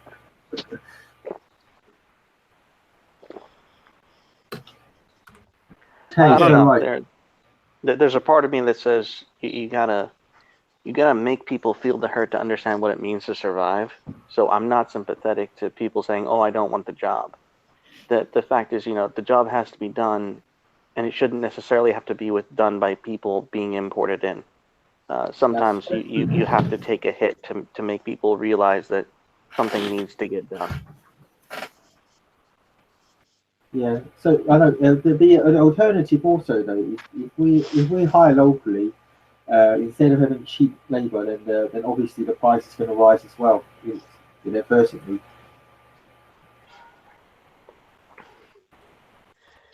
Yeah, but if you try to fix the law by, I know that in America they try to fix that by raising the wages for migrant workers to be the same as American workers. That didn't work. Both parties screwed us over anyway. Is there anything else that wants to be said? Nope. Didn't work. Okay. Both parties screwed us over anyway. Move on to the coastal enterprises, sir. Sure. Okay. Creating coastal enterprise zones. UKIP will make it a top priority to reverse the decline of our seaside towns. We will be the party that cares about coastal communities and does not write them off as being at the end of the line. UKIP will make the British seaside great again. Vibrant, viable communities attractive to businesses. Yeah, I'm already seeing a baseball cap. To British families and tourists from overseas. Victoria Ailing, Heritage and Tourism spokeswoman. Our fishing industry has been all but destroyed by the common fisheries policy, and many coastal towns have been pushed into decline with the rise of cheap package holidays abroad and transport and infrastructure projects that have been skewed towards big cities. The Great British Seaside is well overdue a revival, and UKIP will create a new coastal towns task force to oversee a raft of measures to regenerate those areas of the country that have suffered most as a result of our EU membership. Nurturing seaside businesses. Within our coastal enterprise zones, businesses operating from premises with a rateable value of less than £50,000 will receive a 50% cut in business rates. Coastal towns will have top ranking when it comes to national successor funds to the European Regional Development Fund. Our new Coastal Towns Task Force will raise funding for new arts and heritage facilities in coastal towns. In this election, UKIP is the first party ever to put forward a comprehensive package of measures targeted at helping coastal communities. UKIP will provide the essential leadership needed to reverse the decline of the Great British Seaside town. Patrick O'Flynn, member of the European Parliament, economic spokesman. Higher standards of housing. Run-down housing has become an unfortunate hallmark of many coastal towns in decline. In coastal enterprise zones, local authorities will be given the power to access low-interest government loans to buy up and renovate poor housing stock or empty commercial properties, to create quality residential accommodation, issue compulsory purchase orders for poor quality houses in multiple occupation, introduce minimum standards for properties in receipt of housing benefit, refuse housing benefit payments to landlords in breach of planning legislation. These policies, together with the resumption of Britain's 200-mile maritime exclusive economic zone, one of our key Brexit tests, will boost coastal towns and give our fishing industry the chance to rebuild. Okay, I don't really see the point in this, to be honest, because it just seems like, look, the coastal towns are doing badly, therefore let's give them this tip here. Whereas if you've already given them the tip of, look, we're giving you back all of the water and the fishing, I don't know why you need this extra tax cut. I completely agree. I mean, working class people can already afford to go to Spain. Why would they? It might actually cause like an overpopulation in a coastal town by everyone flooding to it because it's like subsidized. So everyone wants to start a business there because it's subsidized. So it might have like a weird effect of causing like a mass migration to the coast and make it like all way overpopulated. I'm not sure about this specifically. Yeah, it's an idealism. I mean, what if the white van man can already afford to save up throughout the year and go to one of these Spanish towns that's already 90% populated by Brits. What could UKIP possibly do to make these pebble beach, cold sea, bad food towns more appealing? It just doesn't make sense. I mean, that's the thing. It's like, look, I can go to Spain if I want a holiday. If I want to go for a day out, sure, I might go to a seaside town and get some fish and chips. But, I mean, this idea that you're going to revive the towns into what they were in the 1800s, I mean, it's absurd. Yeah, exactly. I don't think these package holidays are the fault of the European Union. It's the free market. People go there because they want to go there. I mean, I do understand like investing into it, but rather than subsidizing it, that would be a difference that I would say. Like if you invest into facilities that will attract tourists, for example, that would be different to subsidizing local businesses. You see what I mean? Like, if you invest, there's a return, but if you subsidize, then you just give me handouts. There's a difference between that. There's a distinction that should be drawn, I think. Yeah, 100%. I mean, sure, invest in it. That's what the private sector is for. But do not charge me and make me pay taxes towards it if I don't want to go there. Yeah, and improve local facilities in the coastal towns as well, because that's like part of government funding, like local parks and stuff like those, and facilities for people on the beach, etc. So that those would go go into the government's realm, but direct handouts and subsidies, I don't think it should be specifically just because it's a coastal town. Whilst I understand that we should revive it, but I don't think handouts should be the way forward. I don't necessarily agree with handouts either, but there does seem to be an issue with British politics being centralized around London and some of the larger cities inland. This is probably just UKIP's idea of trying to decentralize that power so, they can promote their own party and British independence. That doesn't mean the method is correct, though. Well, if this is their point, then seaside towns should not be the main focus. I mean, the north should be, surely. Exactly, the north. I mean, even if you drive in the south and you go on the motorway, you don't even get a sign for the northern cities. You just get a sign that says the north. And there are many, many beautiful cities in the north that get completely neglected by Parliament. So focusing on these little seaside towns with a population of a few thousand is not the way forward if this is their aim, in my opinion. Well, I mean, I understand because they have tourist attractions as well. So if they improve the town, well, it sort of is. I mean, in the summer they get packed out, and then you get oyster festivals and here like basketball here and there. So I mean, it is and it isn't. I mean, it could be.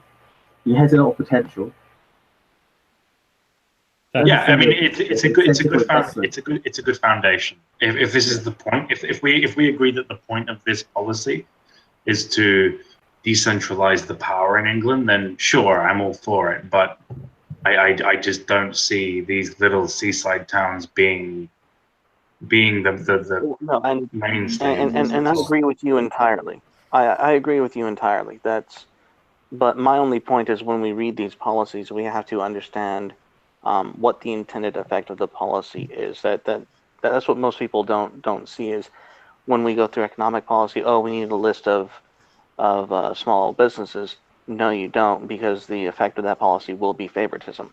When UKIP says we want to invest in fisher towns, what they're really trying to do is decentralize the power in England away from London and major cities.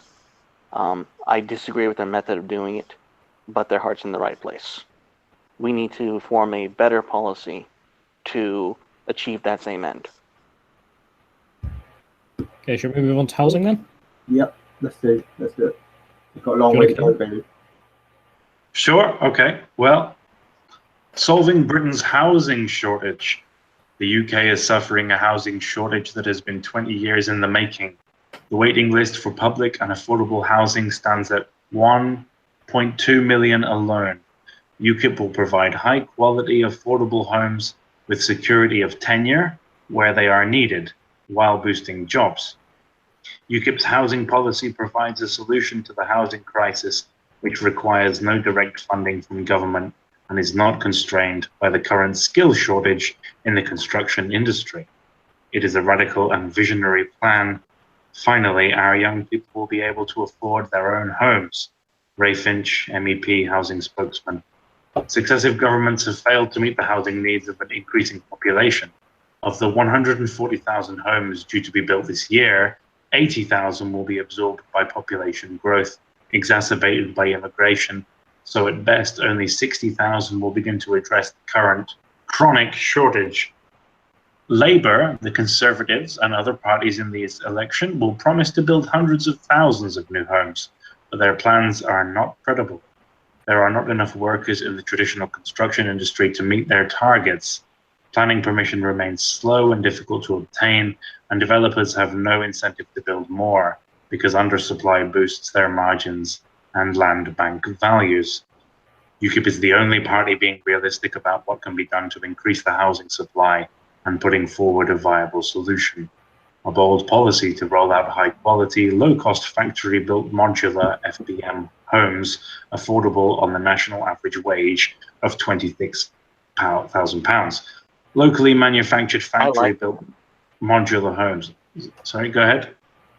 No, I really like that. You know, when we read this before, and one of the points for housing for students, I had no idea that their intention was to build homes for this cheap. That is actually a fantastic innovation that the party is considering. Please continue. I'm admiring.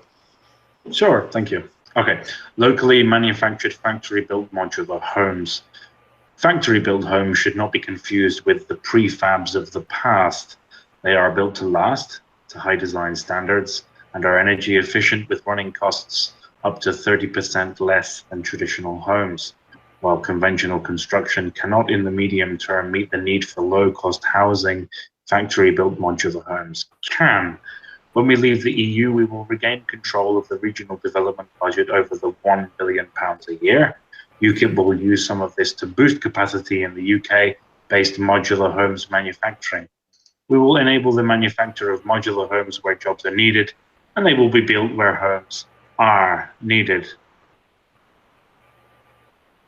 Anyone want to stop there? Or, I mean, there's another page on this. It's up to you. I've got nothing. Right, continue. Okay, how UKIP's modular homes building scheme will work. UKIP will establish a Housing Development Corporation, the HDC, to acquire primarily brownfield sites at existing use value and through compulsory purchase if necessary, where affordable housing is required. Planning law will be changed to enable the HDC to give themselves planning permission to build between 10 and 100 FBM homes on an average site. Homes constructed will be sold on a freehold basis to first-time buyers up to the age of 40 who are British citizens and who have a 10% deposit. We anticipate the total cost for a two-bedroom house will be under £100,000, including land purchase and restoration, construction, infrastructure, and a contribution to the costs of the HDC.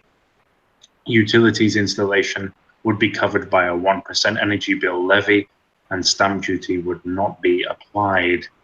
UKIP's proposal will bring up to 100,000 extra truly affordable homes onto the market every year.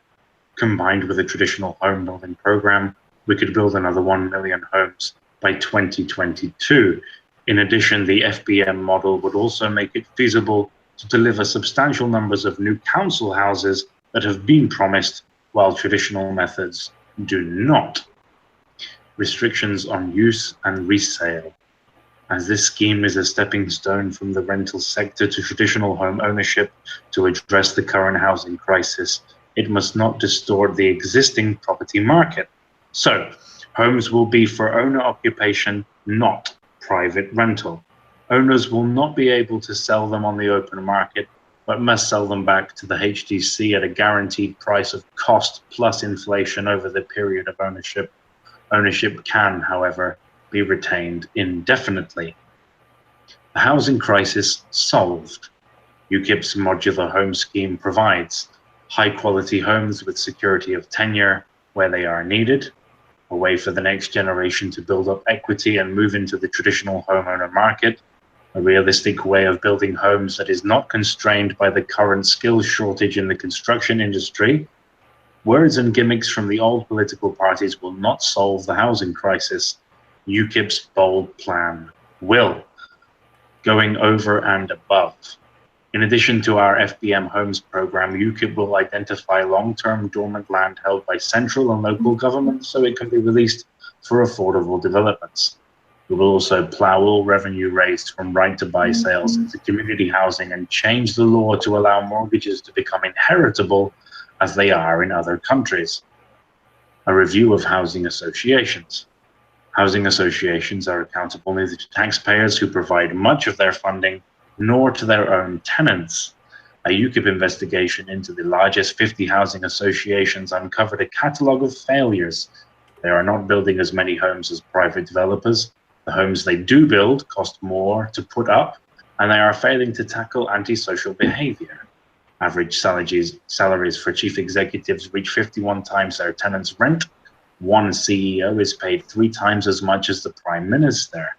Housing associations manage 60% of the socially rented sector and have received £23 billion of government funding in the past 14 years.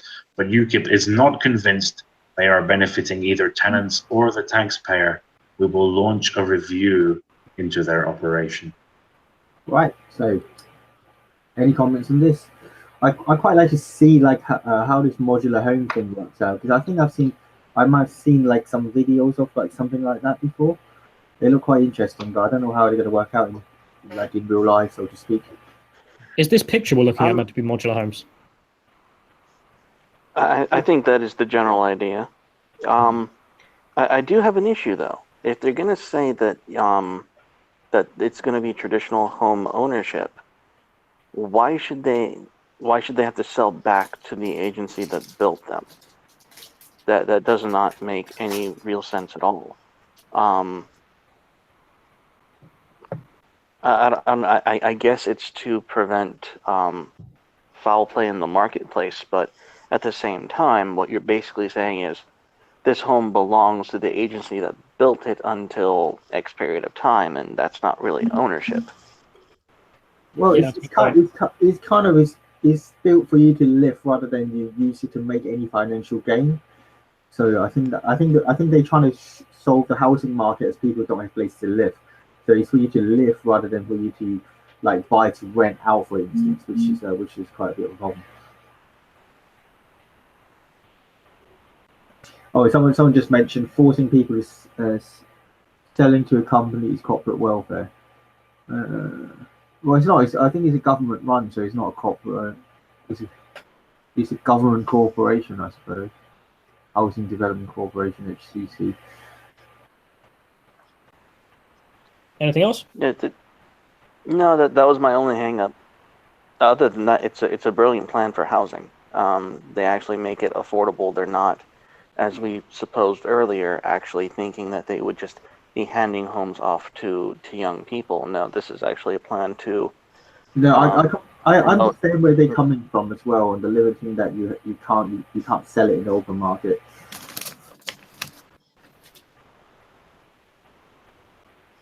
Okay, should we trigger the Americans?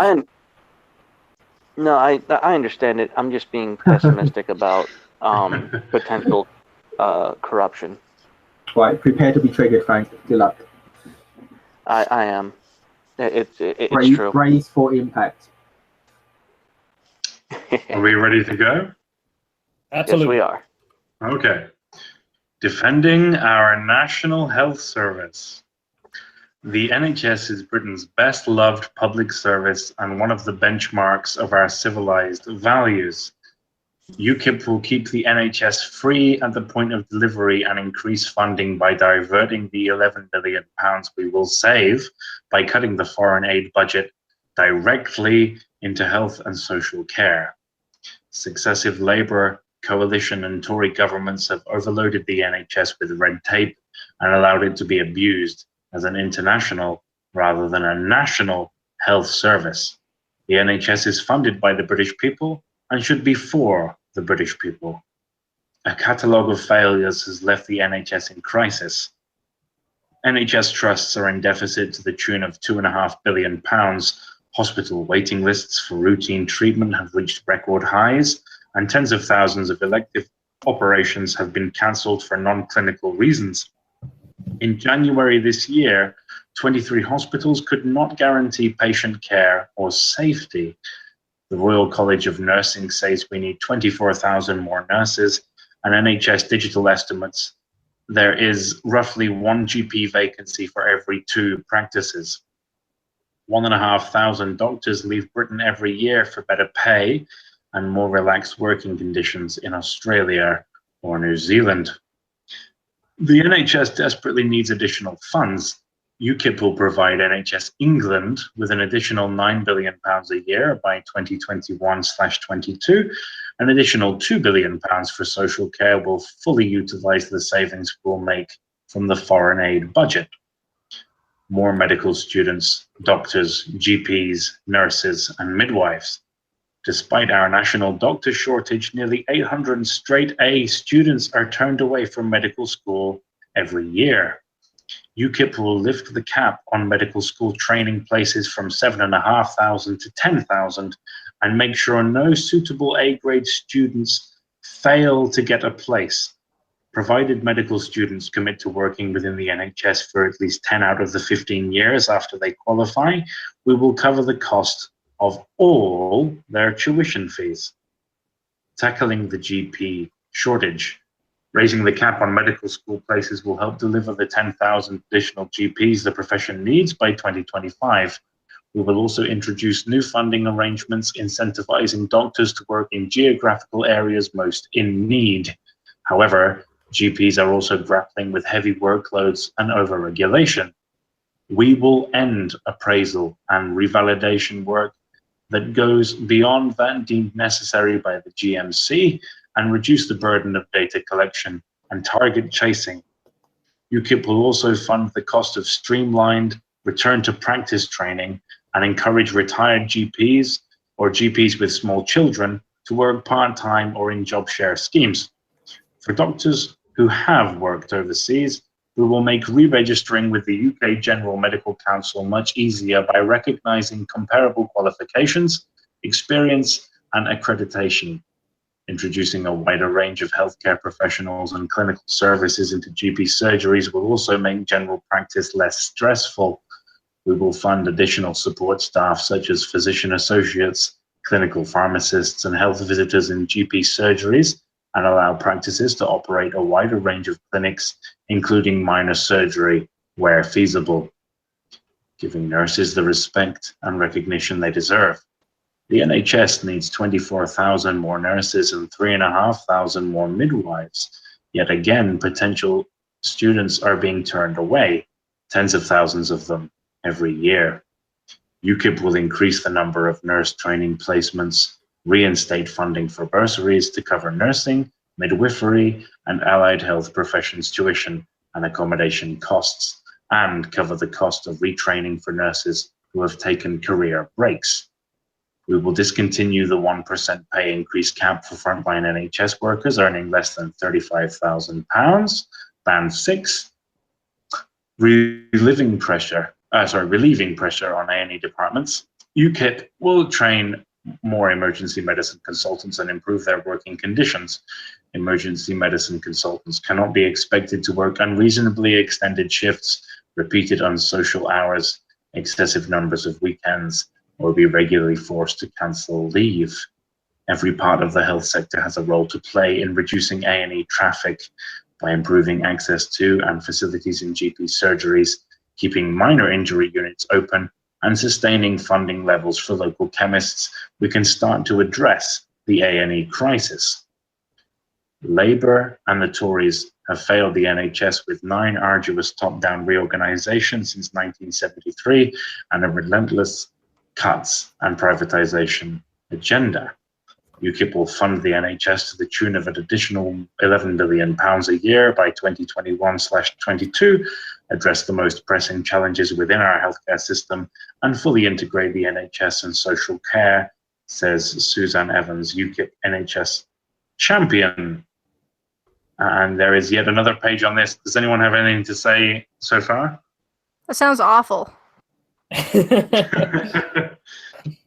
Just Can you elaborate? like the NHS already needs a lot of money, and just pouring more money into it isn't going to change anything. It's not pouring more money into it. It's redirecting money. So they're Well, going to fix what's already there? Sorry, what Well, no, about as 9 I billion said pound? before, it's amazing what you can do when you stop paying the EU and you stop subsidizing migrants. Yeah, didn't they already start increasing the budget? Didn't the Conservatives already increase the budget of the NHS? I briefly saw that on the news, but I didn't go into it too much. I can't hear a word you're saying. I also didn't hear anything. You're mumbling, John.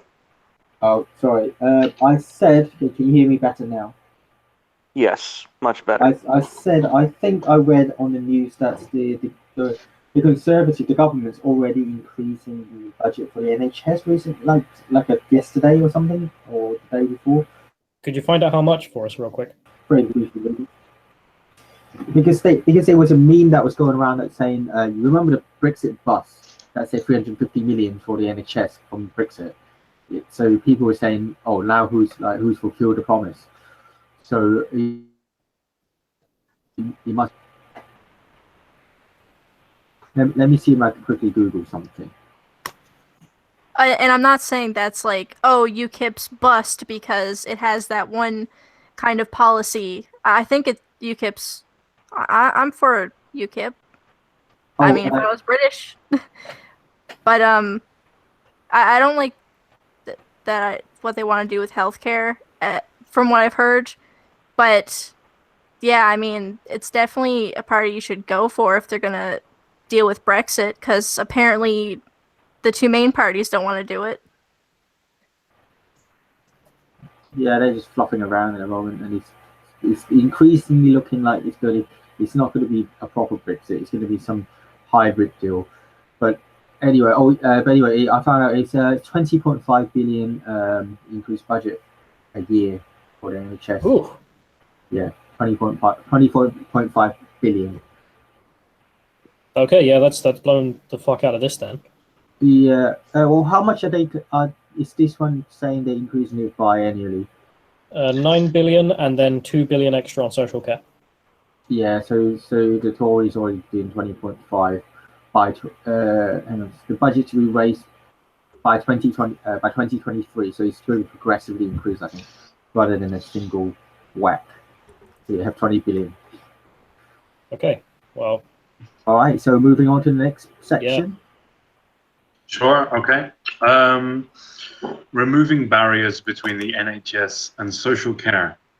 35,000 bed days are lost every month because of delayed transfers of care, and legal barriers can make it difficult to pass information between the two systems. The problems caused by our disconnected health and social care system will not be resolved unless the two are fully integrated. UKIP will establish a Department for Health and Care and create a sustainably funded social care system assimilated into the NHS. A national, not an international health service, treating those ineligible for care costs British taxpayers around 2 billion every year. UKIP will launch the toughest ever crackdown on ineligible foreign nationals using our NHS. Only British citizens or foreign nationals who have paid UK taxes for at least 5 consecutive years will be eligible for non-urgent NHS care. Anyone else must provide evidence of comprehensive medical insurance before being allowed to enter Britain and maintain that insurance for the duration of their stay. Urgent care will continue to be provided to all in need. We will close any loopholes in reciprocal healthcare arrangements, making sure is like for like, and pursue any monies owed to us. We will also tighten the application and approval process to EHIC cards and review the scheme as part of our Brexit negotiations with the EU. Accountable management. To improve standards within the NHS, we will create the equivalent of a General Medical Council for NHS managers, making them subject to disciplinary control for the first time. Managers will require a statutory license to manage Removal of this license would immediately bar them from working as a manager anywhere within the NHS. The well-being of staff is too important to allow incompetent, negligent, or bullying managers to remain within the NHS. Managers and board members will be held individually accountable for poor decisions. Individual votes should be noted on significant or contentious matters. We will limit the amount that they can be spent on an external management consultancy contract to £50,000. The annual 589 million cost is far too high. Banning Labour's dodgy NHS deals. Between 1997 and 2010, Tony Blair and Gordon Brown contracted private syndicates of hedge fund managers, bankers, and big property developers to design, build, and finance new hospitals and run non-clinical services. These syndicates charged interest rates so high, you might as well have called the scheme "Buy one hospital, pay for 7." These private finance initiative PFI deals financed 11.8 billion worth of new build, but it will ultimately cost the NHS 79 billion pounds. 75% of the syndicates involved are based offshore, so they do not even pay UK taxes on these enormous profits. Labour is not the party of the NHS. Labour is the party that allowed the wealthiest in our society to laugh all the way to the bank at the expense of the NHS. UKIP will end the use of PFI contracts within the NHS. Guaranteed rights for EU healthcare workers.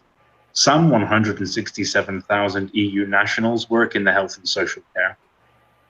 UKIP has no hesitation in guaranteeing their right to remain here, whatever the EU decides with regard to the rights of British citizens overseas. Looking to the future. The 5-year political cycle encourages short-termism that is unhelpful to the NHS. For it to be fit for purpose for another 50 years, we need honest, open debate and viable solutions to the NHS funding crisis that are free from political interference. UKIP will establish a royal commission to find a way forward that allows the NHS to hold fast to its values while meeting the challenges of the future. We stand by our 2015 Manifesto pledges too. Scrap hospital car parking charges in England. Abolish the Care Quality Commission, which has caused a vicious circle of misery. We aim to foster a culture of openness, honesty, and challenge, not one of blame, shame, and sanction. Our new inspection regime will include greater public accountability, extra protection for whistleblowers, and increased scrutiny. Scrap EU legislation that has hindered the NHS, such as the Clinical Trial Directive and the Working Time Directive. Right, so anyone got any specific comments on this section? I just want to comment that this section where they're talking about how they're going to keep EU nationals, this is what I was getting at with the getting rid of tuition fees for STEM subjects. Like, we're either going to have to keep importing these people, or we're going to have to train them at cost to ourselves. There is no way around it. I think though, because it takes time to train them, so in the interim you still have to employ other people anyway. So you can do both at the same time. They're not mutually exclusive from my perspective.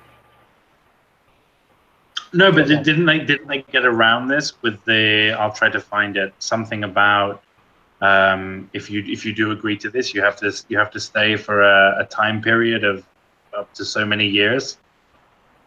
I can't recall exactly which paragraph. 10 of the 15 years. Yeah, there you go. So I mean, in my eyes, that's an investment. I mean, if they come here, study at cost, and then leave, then I don't think they're deserving. But according to these rules, it would also you would have to, 10 out of the 15 years after they qualify, we will cover the cost of all their tuition fees. So it's only at cost if they stay for a decade, which I think is a reasonable investment. I think I heard on LBC today that all the EU workers who has been here for over 5 years can apply to stay with a simple 3-question thing on an app. So at the moment, I think the way it's going is that it's pretty easy to stay for anyone, and anyone who isn't 5 years yet can apply to do so and then wait until so they can have temporary stay, and then when they have 5 years, they can apply for it. So I think I think so. People who are already here wouldn't have a problem, with it, so to speak. So like for example, like people who's already working here for like 5+ years and not suddenly going to get kicked out anyway at the moment.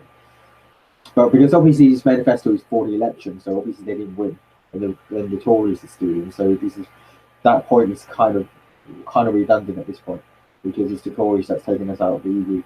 By the time, even if UKIP gets into power, by the next general election, we should already been out of the EU, unless there's another snap election or some other miracle happens.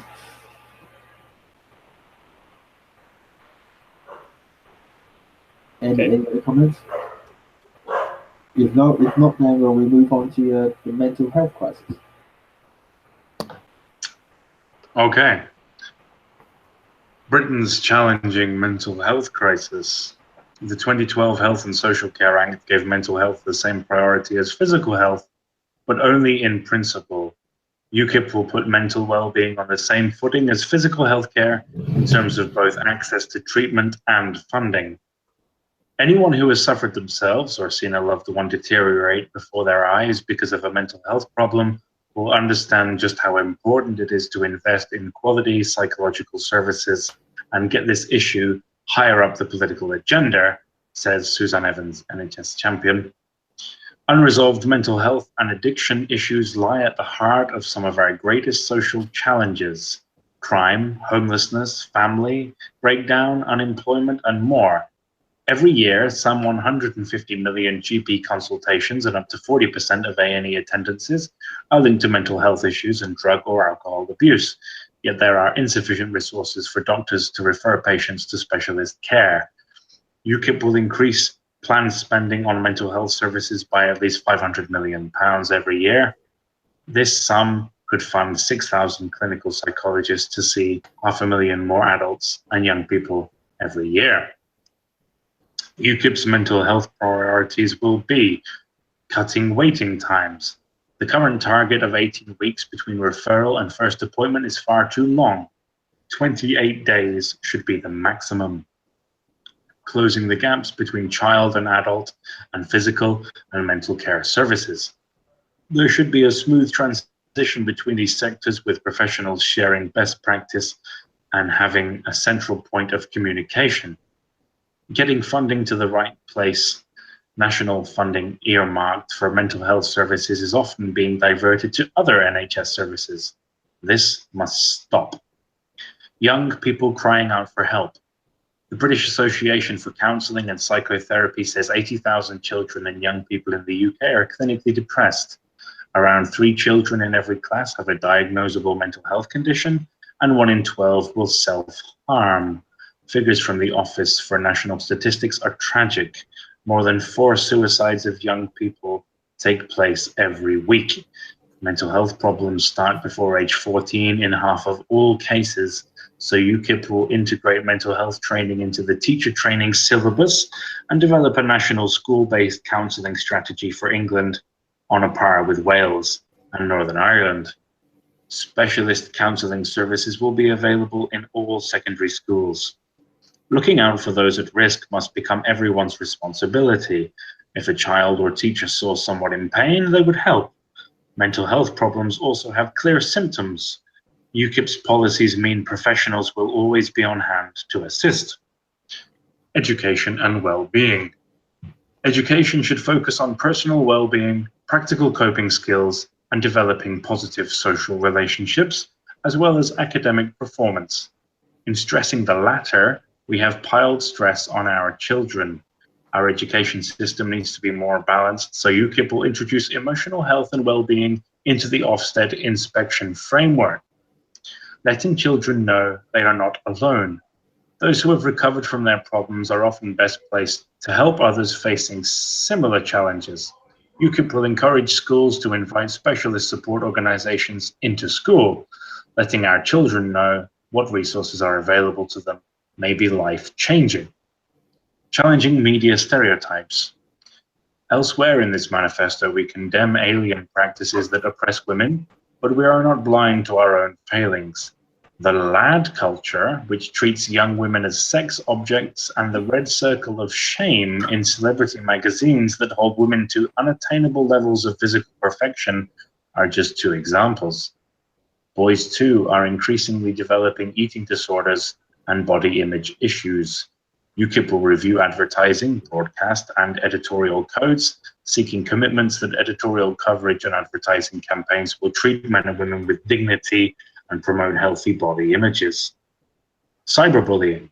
We will extend the remit of the current cross-government internet safety strategy and invite participants to consider whether new legislation is required to address the problem of online abuse. Preventing drug use among young people. UKIP will not legalize classified drugs. The social consequences could be catastrophic. We will rigorously enforce current legislation. Identifying drug users means they can be steered towards rehabilitation programs. Families in which there is a high incidence of addiction can also be identified more easily and appropriate support provided. We include cannabis in this. Cannabis was used by 5.3 million 16 to 24-year-olds in the last year, according to the Royal College of Psychiatrists, and this is extremely worrying.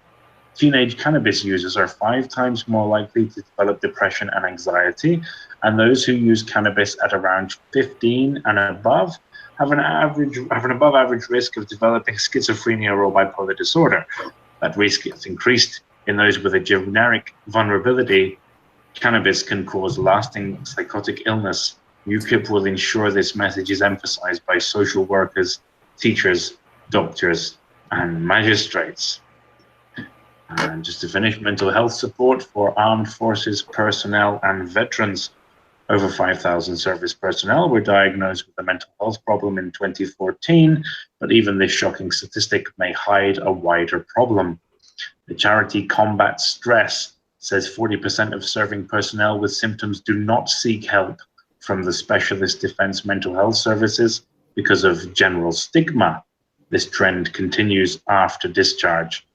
To encourage serving personnel and veterans to report mental health issues, receive a diagnosis, and access services, UKIP will integrate mental well-being monitoring into existing medical examinations for serving armed forces personnel in potentially traumatic or at-risk roles, and extend the period during which discharged service personnel are able to access the specialist DMHS scheme from 6 months to 2 years.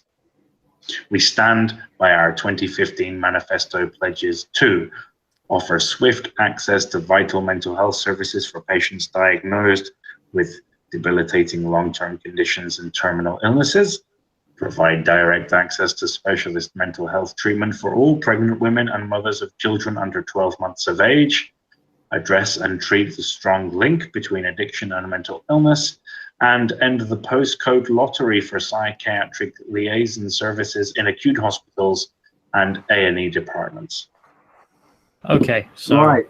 I imagine there are a couple there. Yeah, I'm I sure. imagine so too. Right, who shall begin? Who shall begin?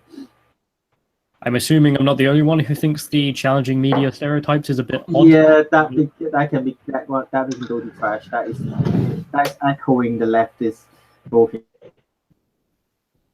But I think that's exactly why it's there. It's there as like a fishing hook for these people. I mean, all the mental health stuff is specifically I'm okay with, like looking after people with mental health. But when it gets into all of that stereotype and all of those challenging, stereotypes exist for a reason because we're bimodal. Yeah. I mean, regulating advertising on this basis doesn't seem like a smart idea. Yeah, I think no. I'll be honest. I read this and I was unimpressed, but all I read was empty promises as far as UKIP is concerned. I read that cyberbullying segment, and it may as well have said "fuck your feelings." For all that it will do from a platform standpoint is basically what it says. That they're just parroting liberal points to say that they said them. They're parroting illiberal points. No, you're right. Sorry, just to interrupt for a moment. Excuse me, I'm just going to go and get some water and use the bathroom, and then I can come back. So if you can keep talking on the subject before I return. Yeah, okay. Yeah, absolutely. I think it's a lot of social engineering, like heresiing a lot of the social justice talking points right there. I think it is, but I'm not sure. Yes, sorry, you say first, mate. Sorry. No, all I was saying is I'm not sure if I take them seriously. I'm not sure if this is something they actually believe, or if this is just something that they put in there just to shut up the illiberal Tories and Labour. Well, either way, when we go to meet the membership and talk about these sorts of things, I'm going to note it down as one of the things that we're like, what the fuck? Why is this there? Absolutely. Well, I think definitely. That's key point. Because we do have to bear in mind this manifesto was last year's, like 2017 one. Yeah, exactly. So we can go to them and be like, look, this last year's pledge, we're not happy. Because since the change in leadership, there could possibly be a change in that. But I think they could just be parroting you because they think it's popular. Okay. One more thing would probably be the where is it? The cannabis use. I've noticed in literally every single Liberalist Facebook group, everyone is almost pro legalization. So I'm wondering about this. Pretty much. Most of us are pro legalization and regulation and turn it into taxable, profitable business, and it will be safer for users because its prohibition doesn't work. We just know it doesn't work. And I do follow what Professor David Nutt about like the research into into a lot of drugs that has actual medical purposes that can be used because a lot of misinformation about how dangerous certain drugs are. But I believe it's more. I don't believe criminalizing it is the way forward because people are going to do it regardless. Okay, so I'll not down cannabis legislation as something we're definitely going to need. But are they wrong? Is UKIP lying to us? No. I think though. I think it should be regulated, and you should have to be 18 plus to actually experiment with drugs per se. But it should also be regulated rather than criminalized because you're pushing the market to uncertainty because you get the black market and quality cannot be assured and people would that's when people screw up because like they don't know what they're doing. So if there are guidelines and obviously you can't operate a car or like heavy machinery while you're on certain substances, but I believe regulation and taxation is a better way forward, and I think I can't speak for everybody. But I think the majority of the Liberalist group tend towards that direction. Yeah, every single poll I've seen talking about cannabis legalization, it's always overwhelmingly legalized. So, I mean, regardless of any individual perspective on this, the membership of the Liberalist groups. I do understand the concern of like young people doing cannabis and stuff there. So it's all about like a balanced view of regulation and. It's a point of contention. Let's say that much. Yeah, that's definitely a point of contention. And also, it is definitely a point of contention, especially among the. I also want to add a point that we are on page 23. There's 6. So we are just over a third way, and it's been about 2 hours. So do we want to make this a 3-part segment or 2-part segment, or do we want to carry on? It's up to you. Let's end it here. This is a good place to end at the moment. We can do 2 more parts. Yeah, we can. Yeah, let's just decide to split it because otherwise it'll be too tiresome. We've done it for 2 hours, and so yeah. So, yeah, I mean, this is the thing. It's the nitty gritty. It has to be done, and it is a bit boring. But no. Look, it has to be done. If we actually want to have any any influence in the party, we don't understand its policy. So it's completely fair. It's due diligence. It's homework. Okay. It has to be done. It's not going to be the fun shit posting stream or anything, but it has to be done. Is there anything else on this mental health section that anyone wants to say anything about? Let's take care of the veterans and people who need help. Fuck your feelings, and let's not be too harsh on the cannabis.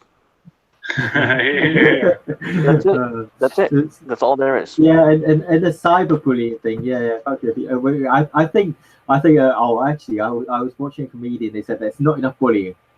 It should be government mandated bullying because bullying was great. I was actually, let's put that on the platform. We are pro cyberbullying. Mandatory bullying. If you haven't been bullied, we've done it wrong. So Government subsidized bullying.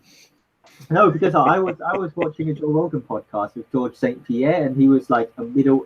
Okay, he's former welterweight champion, like for multiple times, and then he came back from retirement and he won like a middleweight championship in his like late 30s. And he was talking about one of his greatest inspiration was being put him more motivated than anything else, and that put him straight and narrow, knowing karate and then everything else. So you're breaking up. He was joking. He was also joking, saying like maybe it should be more bullying. Okay, obviously. Well, no, let's have a mandatory government-sponsored shit posting arena for the internet to encourage cyberbullying. We can make this happen. Sorry, is this a conflict of interest? I'm pretty sure we're the ones who want to be taking part in that. Hang on. We're gonna call this government-subsidized bullying. Yeah, there we go. Anyway, we should wrap this up. All right, guys. So thank you very much for having us. Thank you for joining us, and thank you for all the audience for staying for this long. It's been 2 hours, and I know this is not as fun as our usual streams, obviously, because it's policy. But it has to be done. So thank you very much. So let's wrap this up. Thank you. Talk to you later. Good night, everyone. I'd just like to say thank you very much for having me. I hope that you will invite me again next time. It's been great. Thank you very much to all of you for contributing. It's a bit impromptu anyway, so we're gonna make another post like this when we decide the next one. But the thing is, the nature of the group is like everyone's split everywhere. Some people at different time zones. It's quite difficult to get everyone together. So I think it's quite nice to. It's definitely a good idea to get our membership involved, especially those who are already UKIP members. So, yeah. All right. So in any case, I have to jet, gentlemen. All right. I'll talk to you later. Good night. Good night.